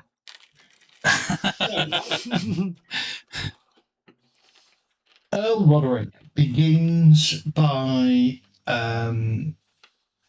offering gifts to his servants. Good lad. He presents various gifts to his servants. He then calls forward his knights, including yourselves, where you get your annual clothing. Woo! Master has given Dobby a stock. Yeah, so if you remember, That was in my head. as household knights, you don't get any money, but the Lord is responsible for your upkeep. So he provides you a place to sleep, food, clean clothes, new clothes every year, armor, weapons, horses. Yeah. So you get your gifts there. He then goes on to his more senior officers, presents them his gifts, and then on to his wife, his daughter, people like Lady Elaine and Lady Catherine, who is the Earl's ward. Which he invites King Uther to come forth and present his gifts. The king does the same, starting with his servants up to his knights, officers. Finally, he asks Sir Maddox, his son, to step forward, presents him a new set of armour, Shiny. gives him a generous grant of 6 manors of land along the Thames, and also the holding of Windsor Castle. Roderick gives Uther a beautiful cloak trimmed with the fur of white bears, imported at no expense from Norway. However, you notice that many of the other dukes that have come to be part of the feast offer gifts that surpass your lord's gift. Finally, Prince Maddox calls his men, and 10 retainers come forth carrying a special stretcher-like frame to bear large treasures. They placed them in a semicircle around the king, and on the prince's signal, open. All of them contain booty from the war. A chest of silver coins, another of gold, one of goblets and plates, another of jewellery, one of silver and gold, one of red and purple jewels, and another of bolts of silk and samite cloth. And then he finally unrolls a cloth as if it was a carpet. You see from where you're sat that it is the battle standard of a dead Saxon chief. The king descends, walking upon the standard, in place effectively between where the king is sitting and where this treasure has been arrayed. Walks upon the standard, to take in and admire the goods. He takes handfuls of various things and starts passing them out to his lords. And then he begins to move amongst Sir Earl Roderick's knights. And each of you are handed the equivalent of 1 libra worth of silver, gold, and gems. Nice. Straight to money, yeah. Yeah. As the king is doing this, there is a commotion towards the back of the great hall. A page comes rushing in, trying to stay ahead of a robed man. Presenting the great wizard Merlin, the guardian of Britain, my lords. Yes. And he kind of shoves past the servant with his hand, kind of moves him to one side. King Uther kind of takes the seat back on. So he's been sitting on the Earl's throne for the entire feast. Welcome, Merlin, to these halls. You're always welcome in my court. Thank you, my lord, thank you. Gold and silver, clothing from far distant lands, these are surely gifts worthy of a king. Yet you, Uther, deserve more. For surely no one in the world has ever sat as high as you, not even the Emperor of Rome, or Emperors of Rome. To which you notice King Uther's chest kind of puffs, and he gets this big smile on his face. Yet, my lord, even you lack one thing. That smile turns into a frown, and you feel that ripple of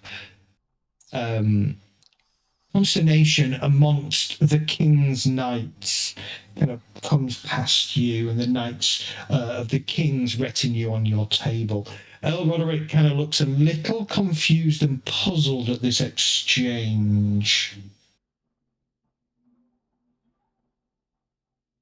A great man deserves nothing but the best. I can't see what you're doing. I'm reading something out loud. So Popcorn. I have no idea what you guys. Oh, popcorn. Nice.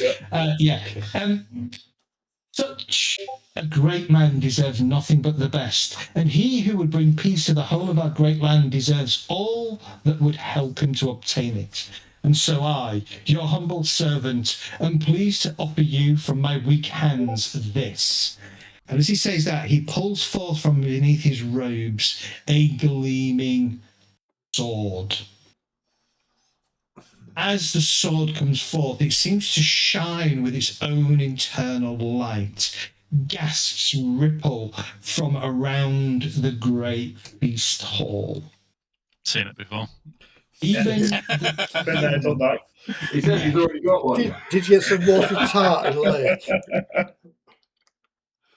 Even the king himself seems surprised and stands up.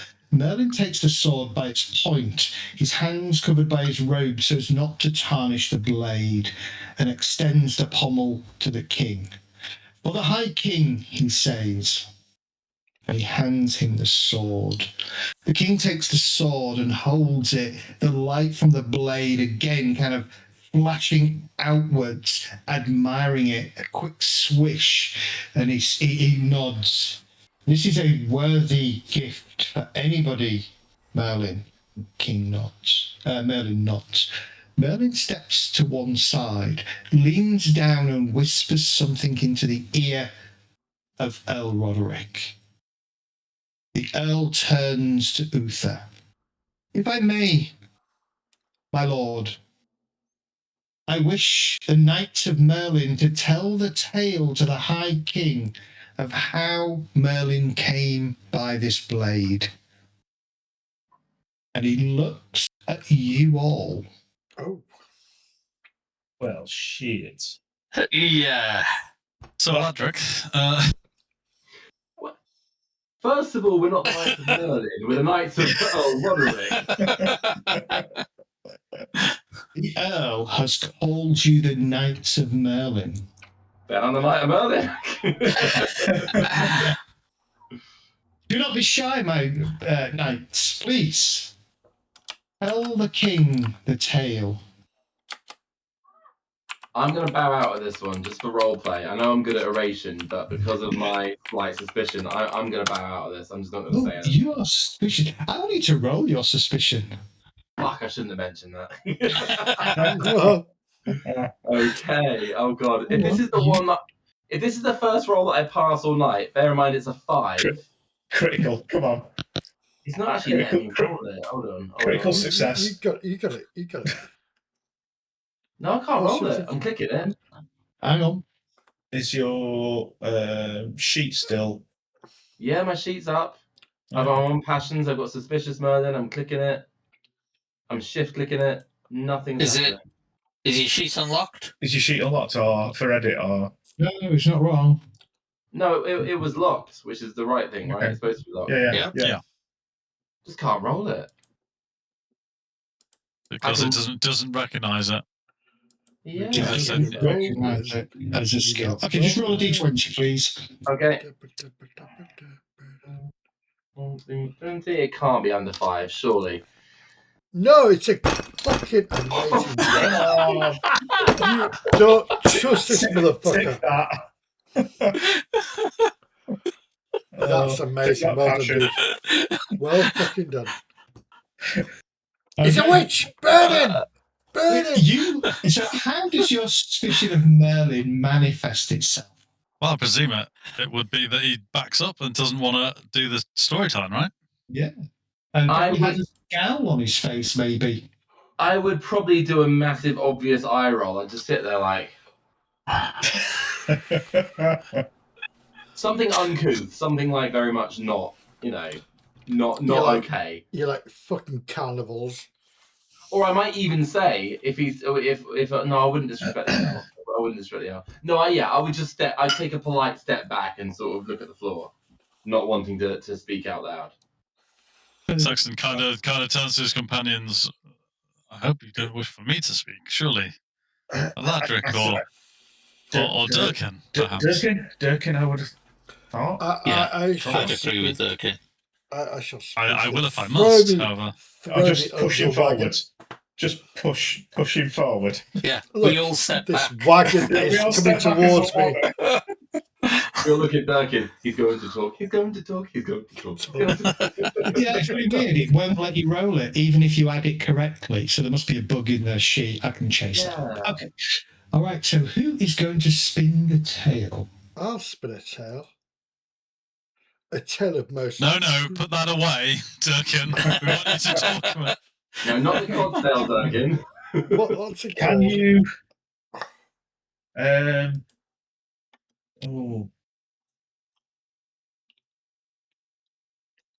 Is there any passion you can use for this? Why is my love of Susie, you're being Saxons like asked. why is my love of Saxons 20?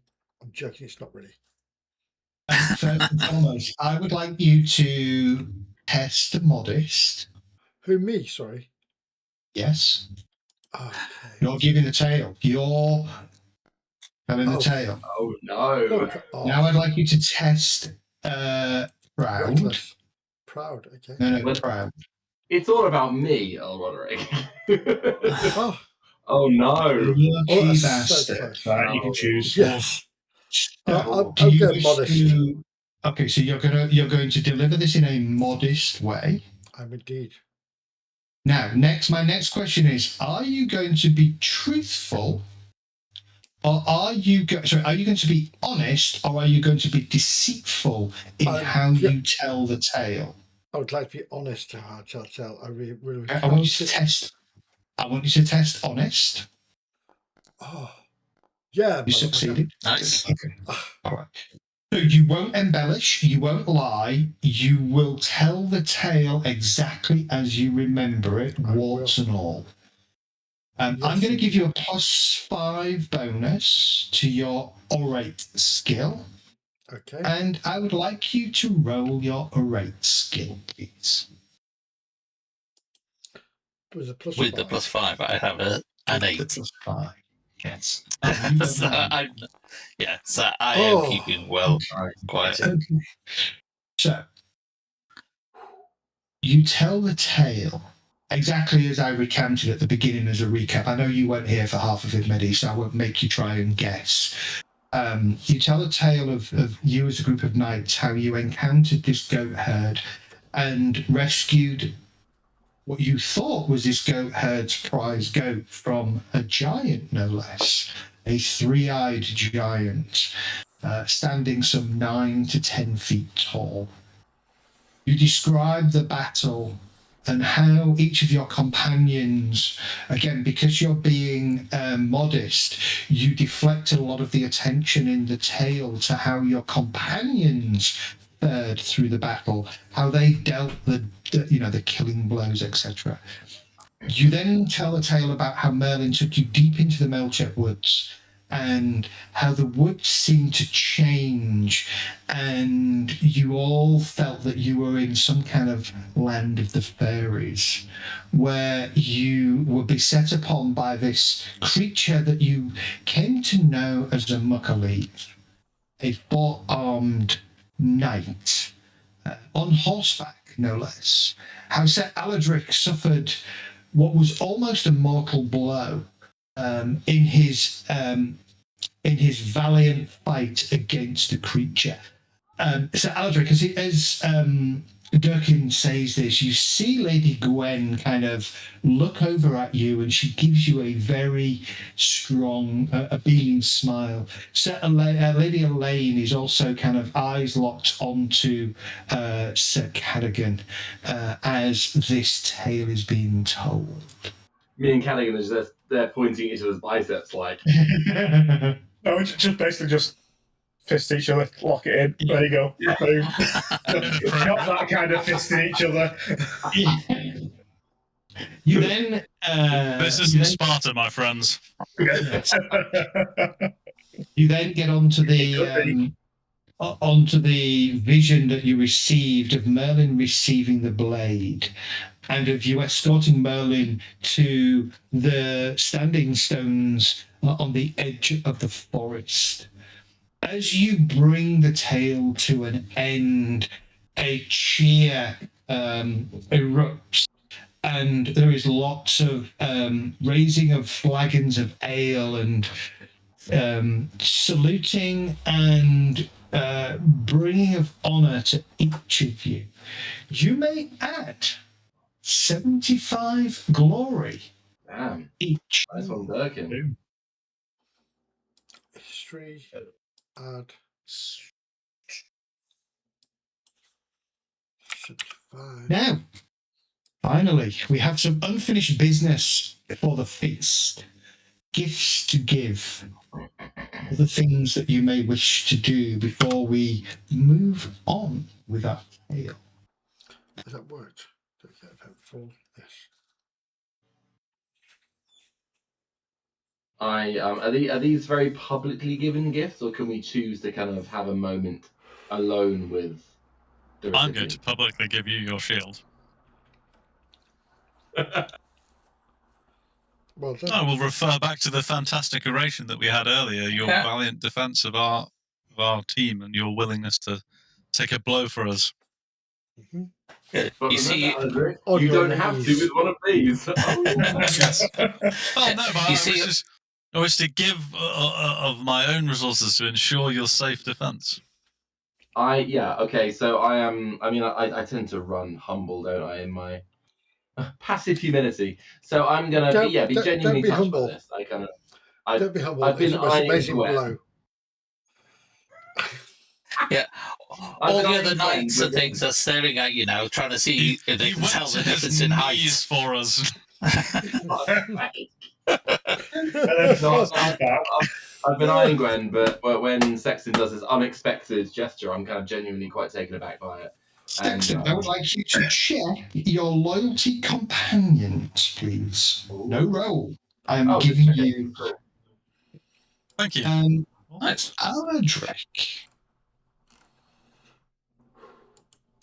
I would. Don't make Listen, me you do do You not. got a new passion. Love Sexton.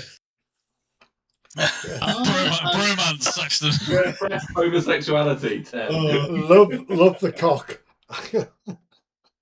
Sorry. You thought Howland and Bellingham was a bromance. I am going to give you 1 point of, and I'm going to give you, I'm going to give you 1 point of loyalty, Sexton. Cool. That's nice. As you form the giving of the shield, it inflames a little bit in you the desire to do well by Sexton, and to you will view him as an honourable knight and somebody you would wish to be close to. Cool. Fidelitas. Fidelitas indeed. Fidelitas. Other people have gifts to give. How are you going to give them? I don't mind mine being open, but if it's not in front of like the whole court, then that's probably better. Okay. And I'll just basically try and get a quieter moment with Lady Elaine, and sort of like calling Percy, my squire, who's been waiting in the wings with the gift. With your appreciate The whole pleasure. feast. Yeah, the whole feast. He's been waiting for that call. He's not been fed. He's not had a drink. Dying for a piss, that poor lad. And I'll just say, Lady Elaine, I know we spoke earlier, but I hope you don't mind. But I've got you a little gift for this feast. It's a I pissy know blanket. it's been a long time since you've been back to Silchester and your circumstance, and obviously you're away from home. So I'm hoping this will find a fitting place on your wall, and I'll just present her with the painting, which I've not seen. No, I have. I'll make it You sure. wish to invoke a passion? Let's see if there is one that's.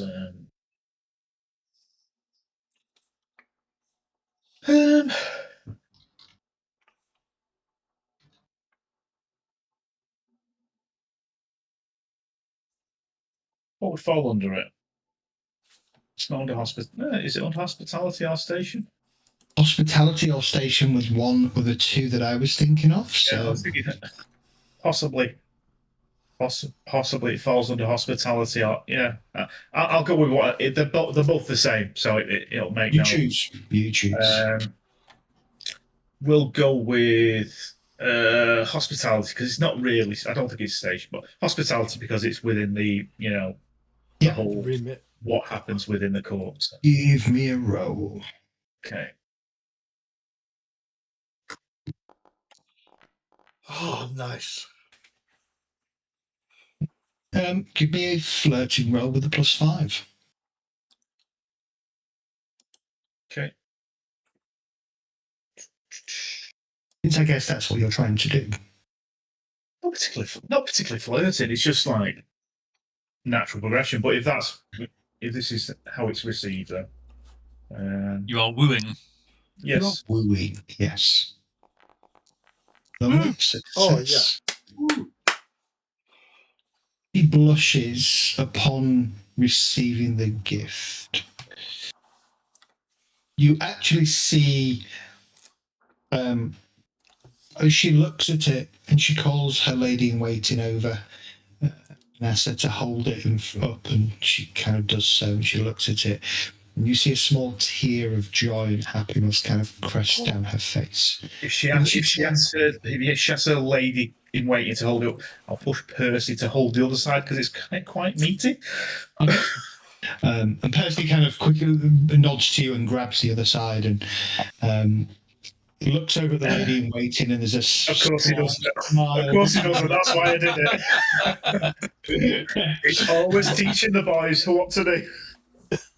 Lady Elaine looks at you and says, "My lord, this is a gift that I do not deserve, but I thank you for it. Alas, I was unable to secure a gift for you this feast.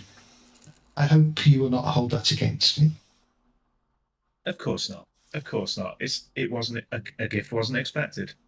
Perhaps if our Lord blesses, we could perhaps ride sometime? Indeed. Name the date. Name the day. Name the date. I'll be there with 2 horses. I will inquire of Earl Roderick, see that he is okay.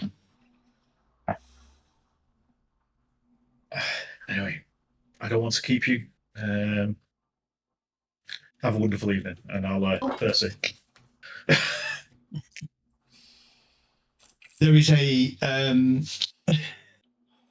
as you kind of leave and you see the lady in waiting kind of places the picture, the portrait, the tapestry thing down on the floor, and gestures to one of the guards. There is an exchange of words and a bit of a giggle. Okay. Somebody else had a gift for a lady. Aldrich. I do indeed have a gift and a poem. I'd like to recite to Gwen. And a poem. Yes. So you too can select a passion if you wish to gain, to utilize. What can I? Honestly, I wouldn't be doing honor. Again, hospitality or station would work. You would be approaching in a correct manner. Well, both are 10. So yeah, let's go station. Okay. I'm doing it very, very appropriately. You recognise her station as a lady of the court, Yes. and you recognise your position as a single eligible bachelor knight, and all that entails. And so you approach the gift giving and the telling of the poem in a correct manner. Give me a roll. Just rolling on station, or am I adding that as a bonus to? Just roll it. Roll station first. Yep. Oh, you have succeeded according to this. Perfect. Okay, Yeah. you may add +5 to your. So, you may add +5 to either your oratory skill or your flirting skill, depending on which way you're going. I'm going to go formal, so I'm going to go array. The main gift is the poem, effectively. Okay. So +5. That will take you to a total of 21. Oh, which was really good because it was a 21. It was. Oh, wow. My 5th nat 20 of the evening. I was going to Yeah. say, how many 20s have you rolled? That's amazing. amazing. +5. That was You absolute need key. to join us, Alex, Clutch. on It really our was. Pathfinder thing, because Yeah. you'll rival our jet. Just about. The gift is well received. The poem recited almost perfectly. Lady Gwen sits there enraptured, sort of a leg kind of slightly crossed, her hands clutched in front of her. And as you finish, she smiles. That was very moving, my lord. If I may give you this small token. And she pulls out from her sleeve a deep blue silken handkerchief. I've already got her favour. You gave me her favour. You did get a favour. This is a big favour. Yeah. Yeah. Party favours. She's now giving you another favour, and she says, Oh, wow. "My lord, I beg, would you wear this in the upcoming battles?" And I will pull her previous favour from my doublet or whatever I'm wearing, from my cuirass, and I'll show it to her, and I'll say that the first one you gave me is never far from my heart, and I would be honoured to wear this in my upcoming trials. Excellent. Okay. Cadigan, unless he's royal, it should have been red. So, did anybody else? Nobody else had. Did anybody else have gifts outstanding? Don't think so. I Maddie was did. going I to was going talk to about Merlin, yeah, I was which going he's to done. do a Merlin speech, which I did, yeah. Yeah, you've kind of done it. But I'd Okay. like to, as a side thing, maybe this random woman that's been looking after me all night, I'd like to maybe give her a story of our group's exploits and how my friends here have done what they have done, but maybe embellishing myself above them, even though I wasn't here last week, but I will do. So you're going to lie? I'm not going to lie. Embellish. You're going to be deceitful Well, I'm going to check my under the eyes of God. deceitful 20. Yes, I'll do now. More importantly, under the eyes of Merlin. But I will more embellish my acts upon what happened last week, and maybe also embellish Aldrich's. Well, I want to big myself up while bigging everybody else up at the same time.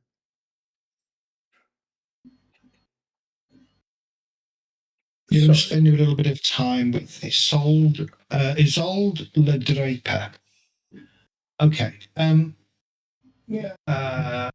What skill are you choosing? Is there a passion you want to invoke first? I was thinking passion-wise, maybe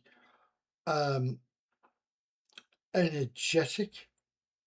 And so I'm going to stand up and I'm going to be like, more. I use my arms. Yeah, that's a trait. It's a trait, not a passion. So you're right. Sorry, my passion-wise, I should probably do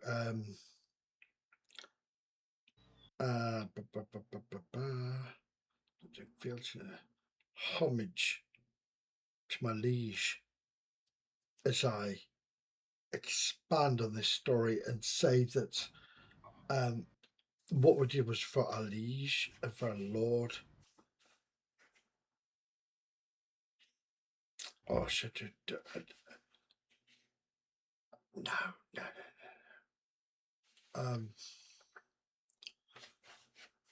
Sorry, I'm fumbling now. How about station?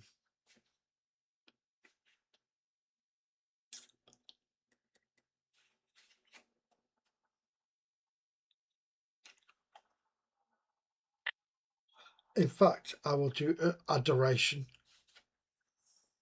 Adoration. Yeah, for my beloved, who she has been looking after me all night.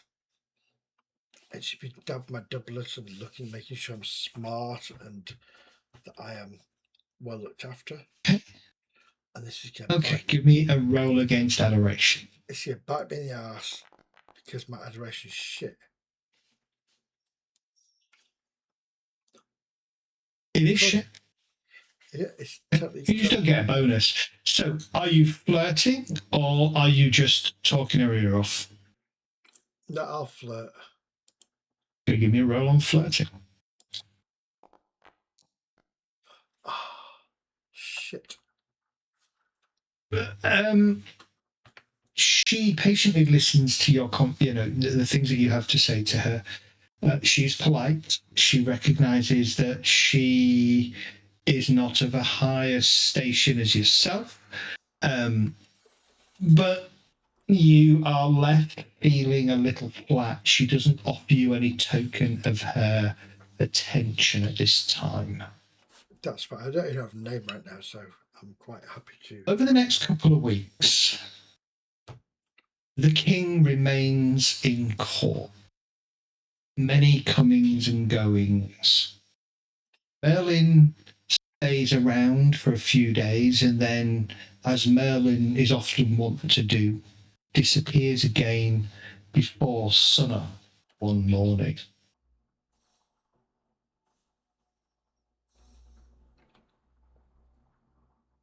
There is a couple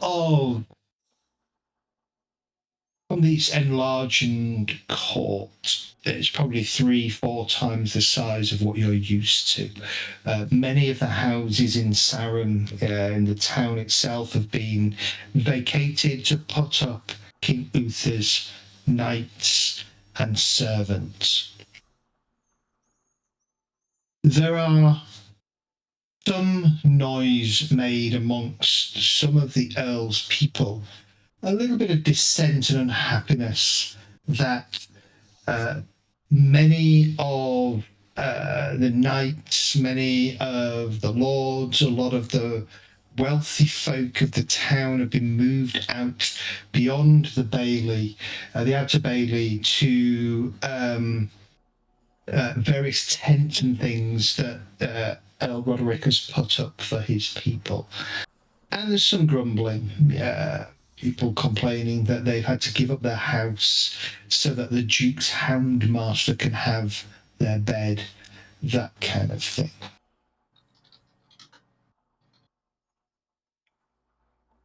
There is a rumour that Praetor Sigarius, the last Roman praetor in Europe, is desperate. That he begged both Cornwall and Malahout for aid, but no aid was provided. That both the Dukes of Cornwall and the Dukes of Malahout refused to leave their walls, whilst the Saxons run rampant and are at their gates.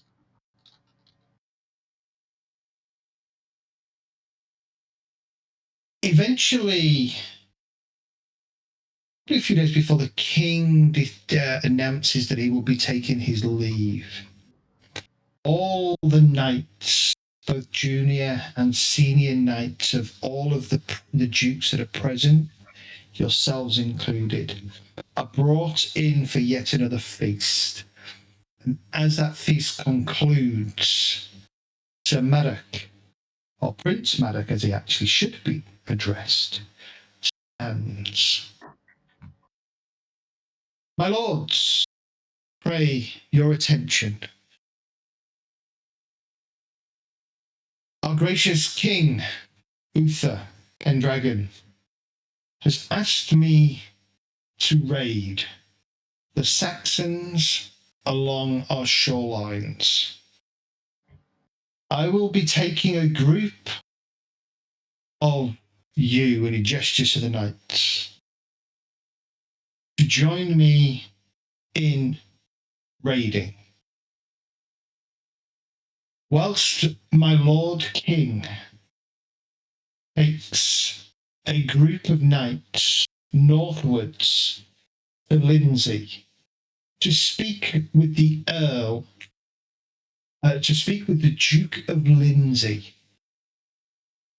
in Lincoln. Duke Ulfius, Earl Roderick, and Merlin will be accompanying our king.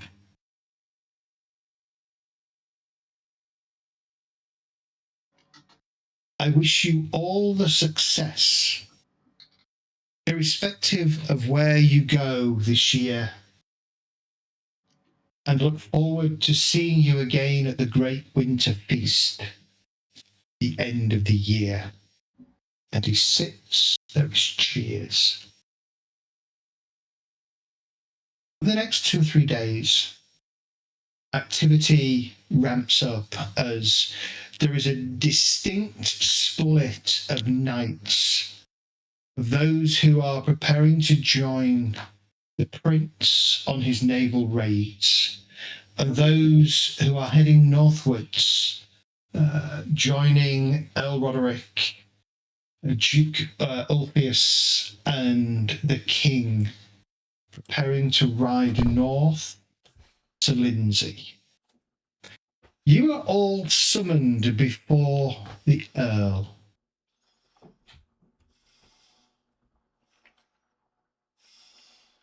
Smiles at you. My lord. Knights, you have done myself, my household, Sarum, and your own honour You've given great honour to yourselves, to Sarum, to myself, my household. I am very cognizant of the fact that I've asked you over the last 2 years to remain here. I feel now I cannot afford to do that, because people will begin to question whether I really trust you.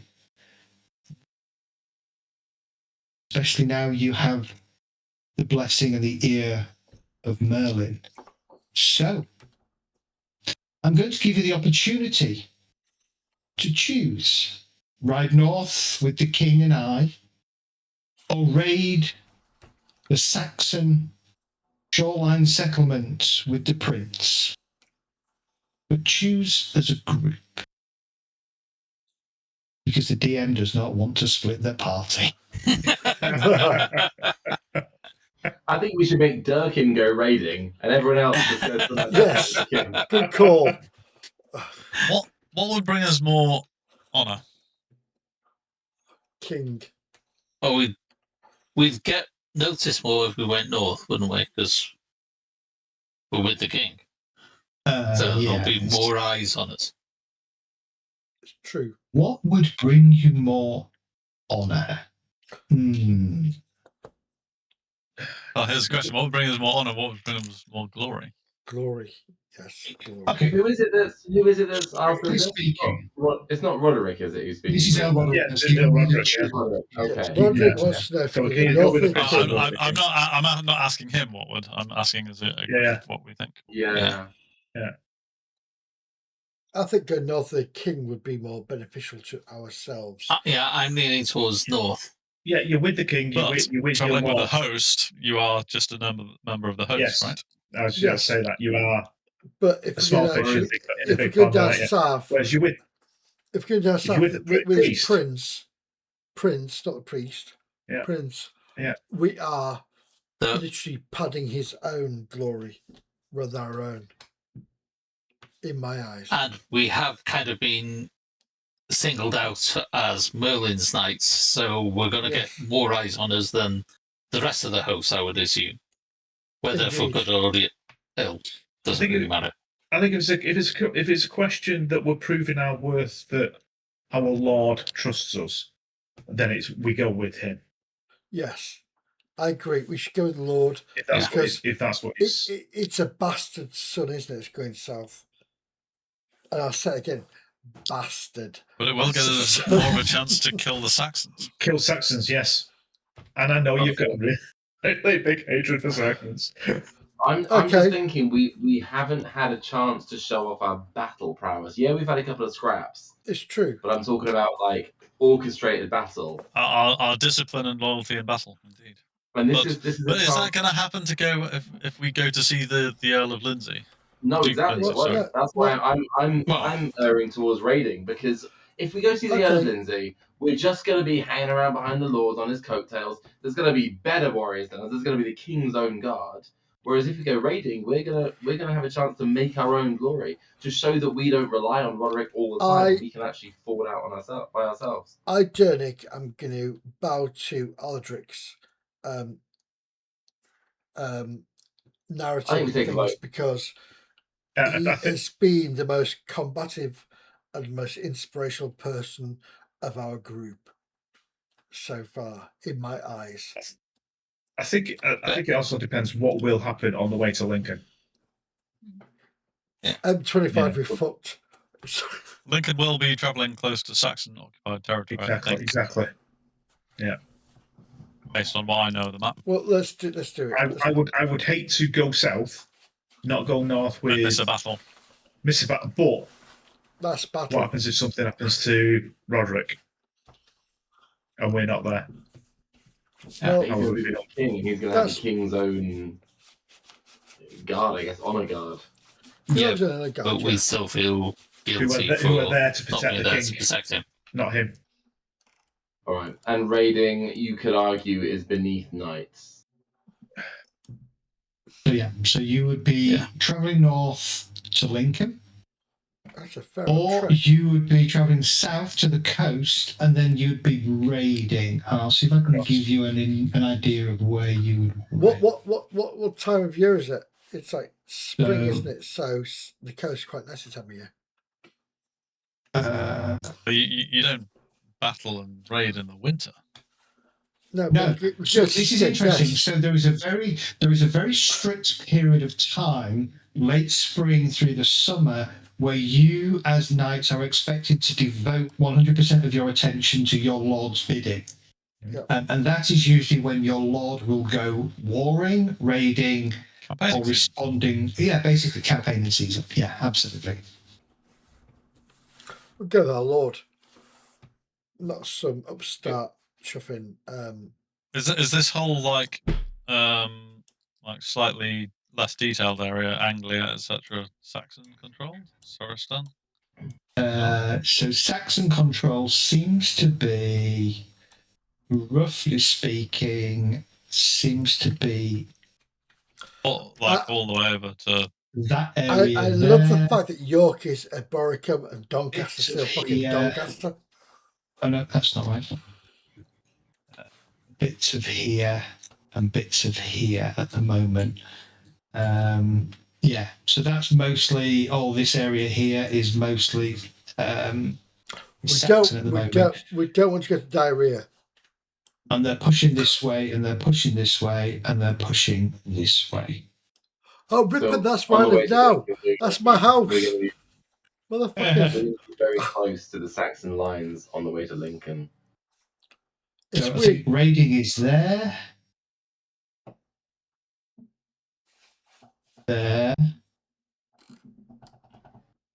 I do feel like there's a chance for young knights like ourselves to prove ourselves raiding and There bring is. glory. That's what I'm But- thinking. Yeah.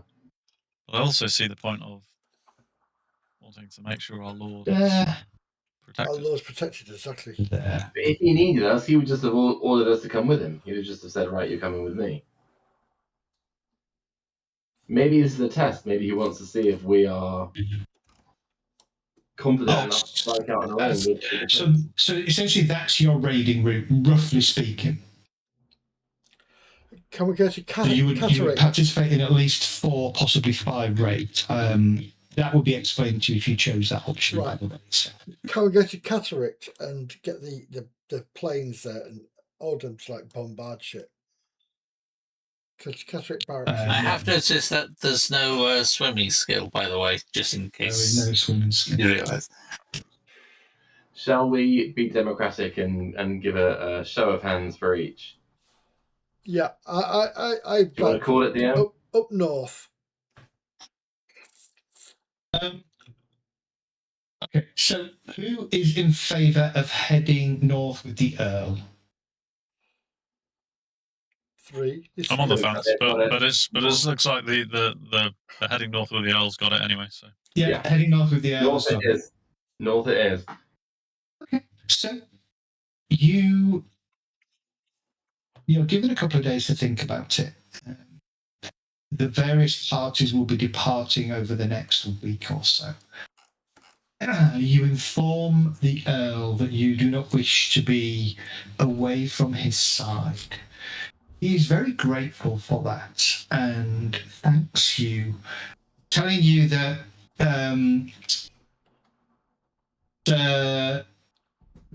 Cornelius, Sir Barthel, Sir Amig have all chosen to join the prince on his raid of the Saxon villages. Heathens. sorry, who's that? Sir Cornelius, Sir Who's Barthel, my rival? I was about to say we should have gone raiding. Fucking hell, we could have had one of them off the boat. No bother. Sir Barthel and Sir Amig. So Cornelius is your rival. Just Andy you is know, apparently my rival. foot in the small of his back. You're in the van, mate. Forward you go. He went up north last time, though, did Cornelius? Yeah, so Amig's cop blocking me, Cornelius is cop blocking you. On the plus side, we get to tell loads of fun stories about how we were chummy with the king, and Yeah. they just went around and waded through some mud and killed some Saxons. We get the glory. Yeah, I know. All Saxon about. growls. Nah. See, battle with these bastards. I've got a horn that I've when I got a use it and blow story. it, I get plus 5 hate Saxons. Well, I've got a story Oh, yeah. where I kill a Saxon. No. I'm going to be next to you going, blow it, blow it. Blow your horn. Sorry. I've got a trombone that when I play it, Saxons shit themselves. A trumpet specifically tuned to the brown note. Yes. You gather your things, you gather your squires, your horses, your equipment. You join the vanguard, riding not too far. In fact, actually, Sir Elad, Sir Jaredon remain at Sarum, overseeing the lords, the earls' holdings, and The some of ladies. the younger knights as well as the ladies. You ride northwards. The journey takes a few days, obviously. In fact, it probably takes quite a while, actually. Say goodbye to Lady Elaine, obviously. Yeah. Actually, what will happen is you will most likely take the journey to walk through Warminster to this Roman road, and then you will just follow the Roman road up all the way. Oops. So we can't go via Londinium and then maybe like raid through Anglia and back. No, Beat them no, to no, it. well, Do all their raiding for them. Yeah, stop. The counter-clockwise M25 is shit this time of year. Yeah. Trust me. I have no idea how long the journey takes. I don't know if it tells me how long the journey takes, to be fair. With a reasonable sized army, a couple of weeks. Yeah. Yeah. Yeah, I was going to say it depends on the size of the army. 20 miles a day. During your journey, the Earl outlined the reasons for the journey. It seems that the Duke of Lindsay has been recalcitrant in obeying the laws and the demands of King Uther of late. Burn him. There is a suggestion that the Duke is jealous of his prerogatives, but dependent upon the King for defence against the Saxons of Dira and the northern Cymric kings under Malahat as well. So the King wishes to meet with the Duke and to get the Duke's reformation or reaffirmation of his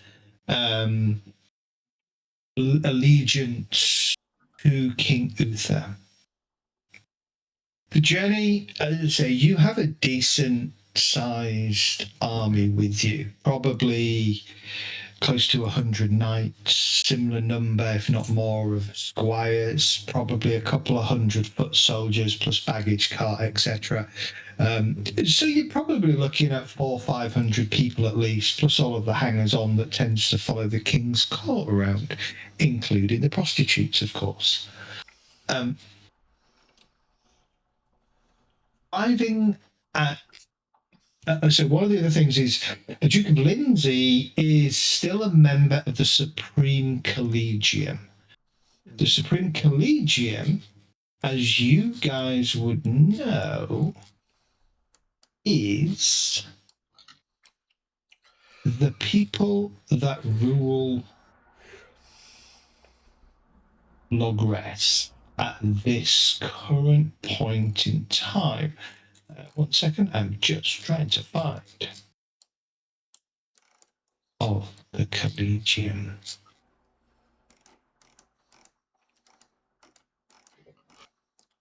There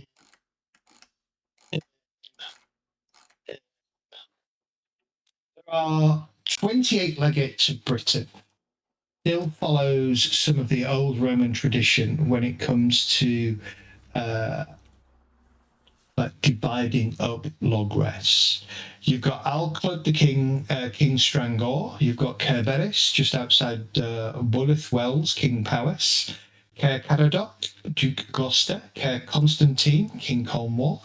Derwent, King Escavalent, Cambridge, Earl Huntington, the Earl Kent of Canterbury, Canterbury Earl Kent is gone. That is now in the hands of the Saxons. You've got King Gore for Carlisle, Archbishop of Carlion, who's a Roman Catholic for Ischia. You've got King Camelard, who Carahasi, I don't know. I'm sure I'm butchering a Welsh word there. Duke Cheshire, the City of Legions. Duke Colin at Colchester. King Rostock at Doncaster. Praetor Dorset in Dorchester. King Malahut in Burracombe. Duke Cornwall of Exeter. Earl Jagant of Ilchester. Duke Lindsay of Leicester.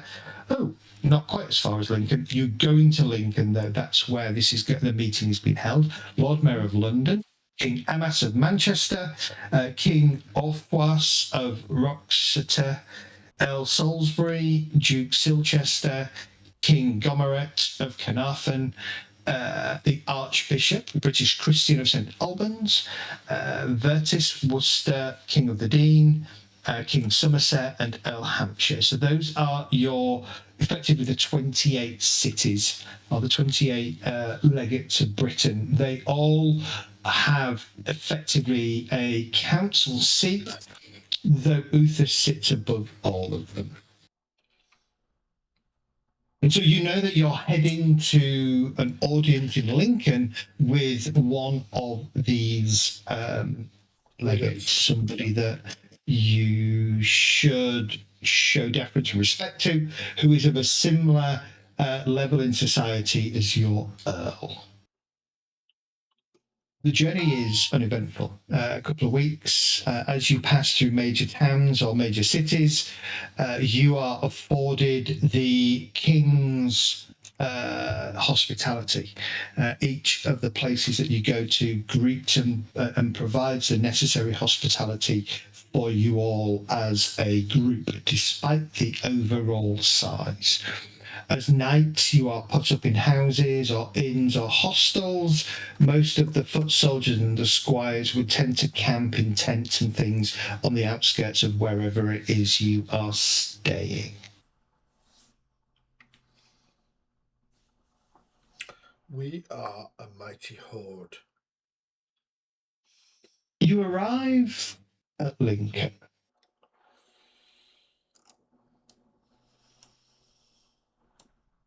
As you settle in, or as you arrive at Lincoln, you are informed by the steward of the Duke's holdings, Duke Lindsay, that the Duke is not present.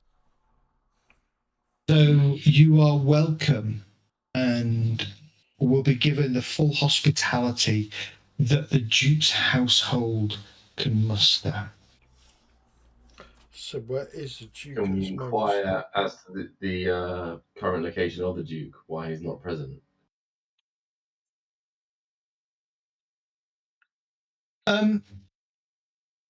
You would hear King Uther would ask the question, where is the Duke? Steward says, my lord, my king, the Duke is out overseeing some of his distant holdings. I am anticipating his return in the next few days. I'm sure had my lord known that you were visiting him, he would not have undertaken his visits at this time. I hope that our hospitality in the meantime will be sufficient to appease my king's appetite. I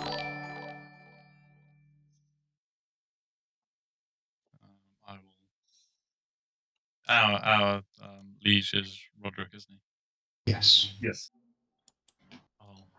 We could mention to Roderick that we could potentially go out and scout for him.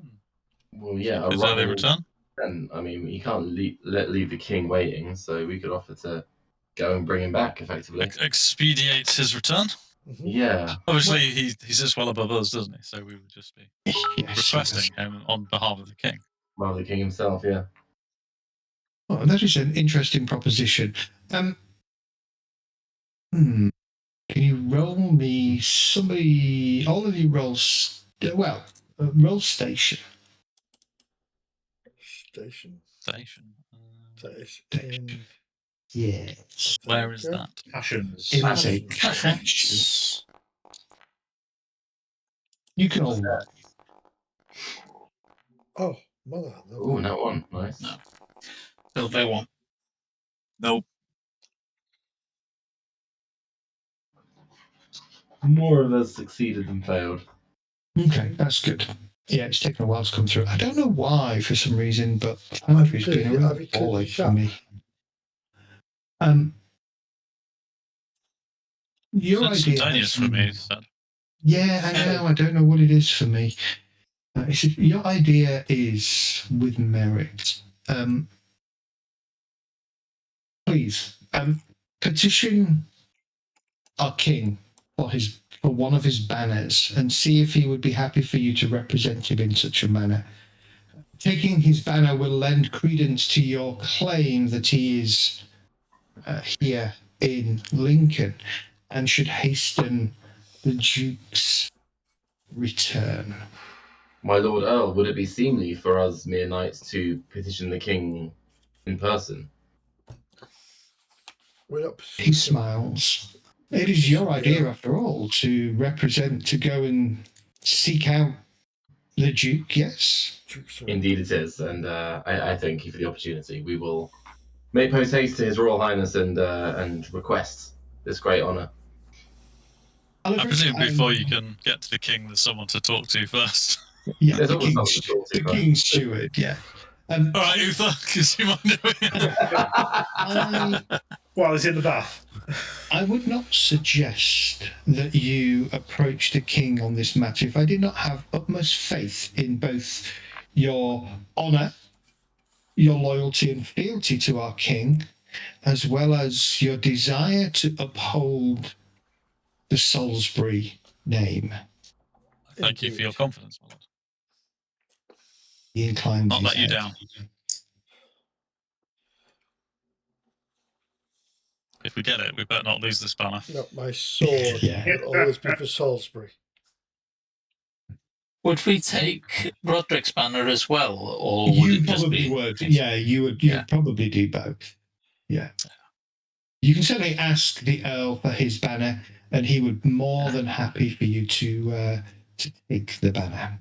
We could also fly Callaghan's picture of Silchester because they'd notice us from France. Well, to be fair, I was going to say, to be fair, it's like It's as big as the Mayo tapestry.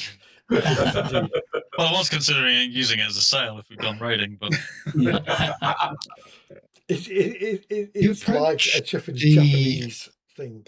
The rather Dragon. fraught steward of the king, a morning or the following morning, and he kind of looks you up and down. My lord, how may I assist you? We come on great import to speak with His Highness the King on behalf of Earl Roderick. Interesting. May I inquire as to the nature of your conversation with our Lord King? we wish to. Go on, It says Sexton. to talk to the Lord Lincoln. I got his name, sorry. I didn't write it down. I'm stupid. The Lord Lincoln is not here. We know. Yeah, we are offering to go and retrieve him. Yes. Oh. To bring him back so he can speak to our And Lord. you need the King's blessing? The King's banner, The King's banner? indeed. It will add some Representative. weight. It will add some weight to our request. Of course, of course.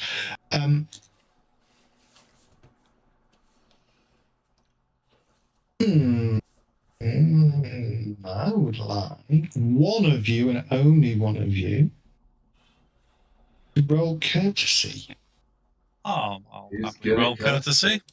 Would you like me to roll courtesy? Can I try and use my fidelitas with my liege as I'm representing him? You can, yes. Would you like me to See roll if it? I can roll a decent fucking number. No, I Oh can't. no, so Do close to you a want me to two. do it? Do you want me to do it? Too Well, late no, now. we Too can't. late. We can't now. So I guess I'm not getting any bonuses. Effectively, what's No happening? bonus. Oh, that was just a bonus. That's true. Here's a courtesy roll. That's more like it. That's more like it. There you go. Nice. Who needs a fucking bonus? Most courteous one of us all. I'm pretty courteous, yeah. Yeah. Your steward asks you to wait. And he passes into the chamber beyond, where the king has effectively taken command of the castle here at Lincoln. And after after probably 5 or so minutes, the steward comes out with another knight. The knight is carrying a furled banner. The king is grateful for your loyalty and your forward thinking in this matter. He bids me to tell you to proceed with his blessing. He does us great honor with his trust. We will not fail. And he has kindly agreed to allow you to bear his banner in this matter. He will Thank you, send Lord, on kindly. regards and thanks to your earl. And you two do great honour to the king himself. Thank you for your time. I merely Sure. serve our king in the manner that I am most able to, but I thank you for your kind words, Sir Knight. As do we all. And he kind of bows to you and steps back inside the room and closes the door. The knight hands over the banner. Now, fuck off. Lords, I would strongly recommend that you do not damage or lose the banner of our king. It can be difficult if such things happen. Of course not. Protect It'll be it with inseparable. our lives. Indeed. Unfurl it. Let's make a fucking And so- blanket of it. As you head out, instructing your squires to ready your equipment, don your armour, gather your shields. Who is taking the banner? And who's taking the banners? Because you've effectively got 2. I'll take a banner. I think Sexton will be happily carry the king's he's banner. the biggest lad of us. He looks I close. too will be happy to take a banner because I like to sit at the back and record shit that happens. I've got. Okay. I'm almost Yeah. ass kissing in my love for my liege, so I'll take Roderick. Sexton take the kings. Okay. Perhaps. Can we roll for it? Can we roll for honour?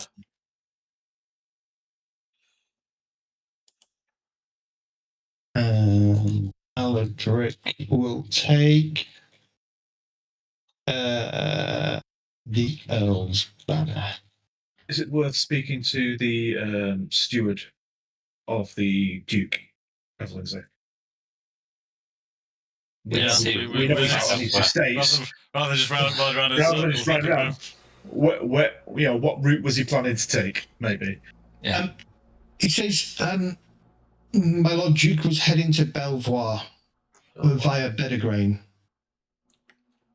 Oh, south. Okay. The southwest down the Newark Road towards Belgrade, and then east to Belvoir. Okay. So we could have actually passed him. So we went up that He road. was probably on the other road. He's probably on the road. Yeah. Okay. So I think what we'll do is we'll call it a night there. As you prepare to leave and head south, search out the Duke Lindsay. Awesome.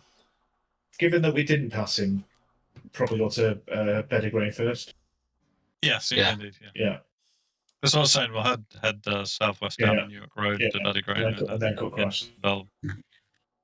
I hope we didn't pass him. You know that You meme when they should both look go out here. our window, like Yeah. We don't go here and bear right.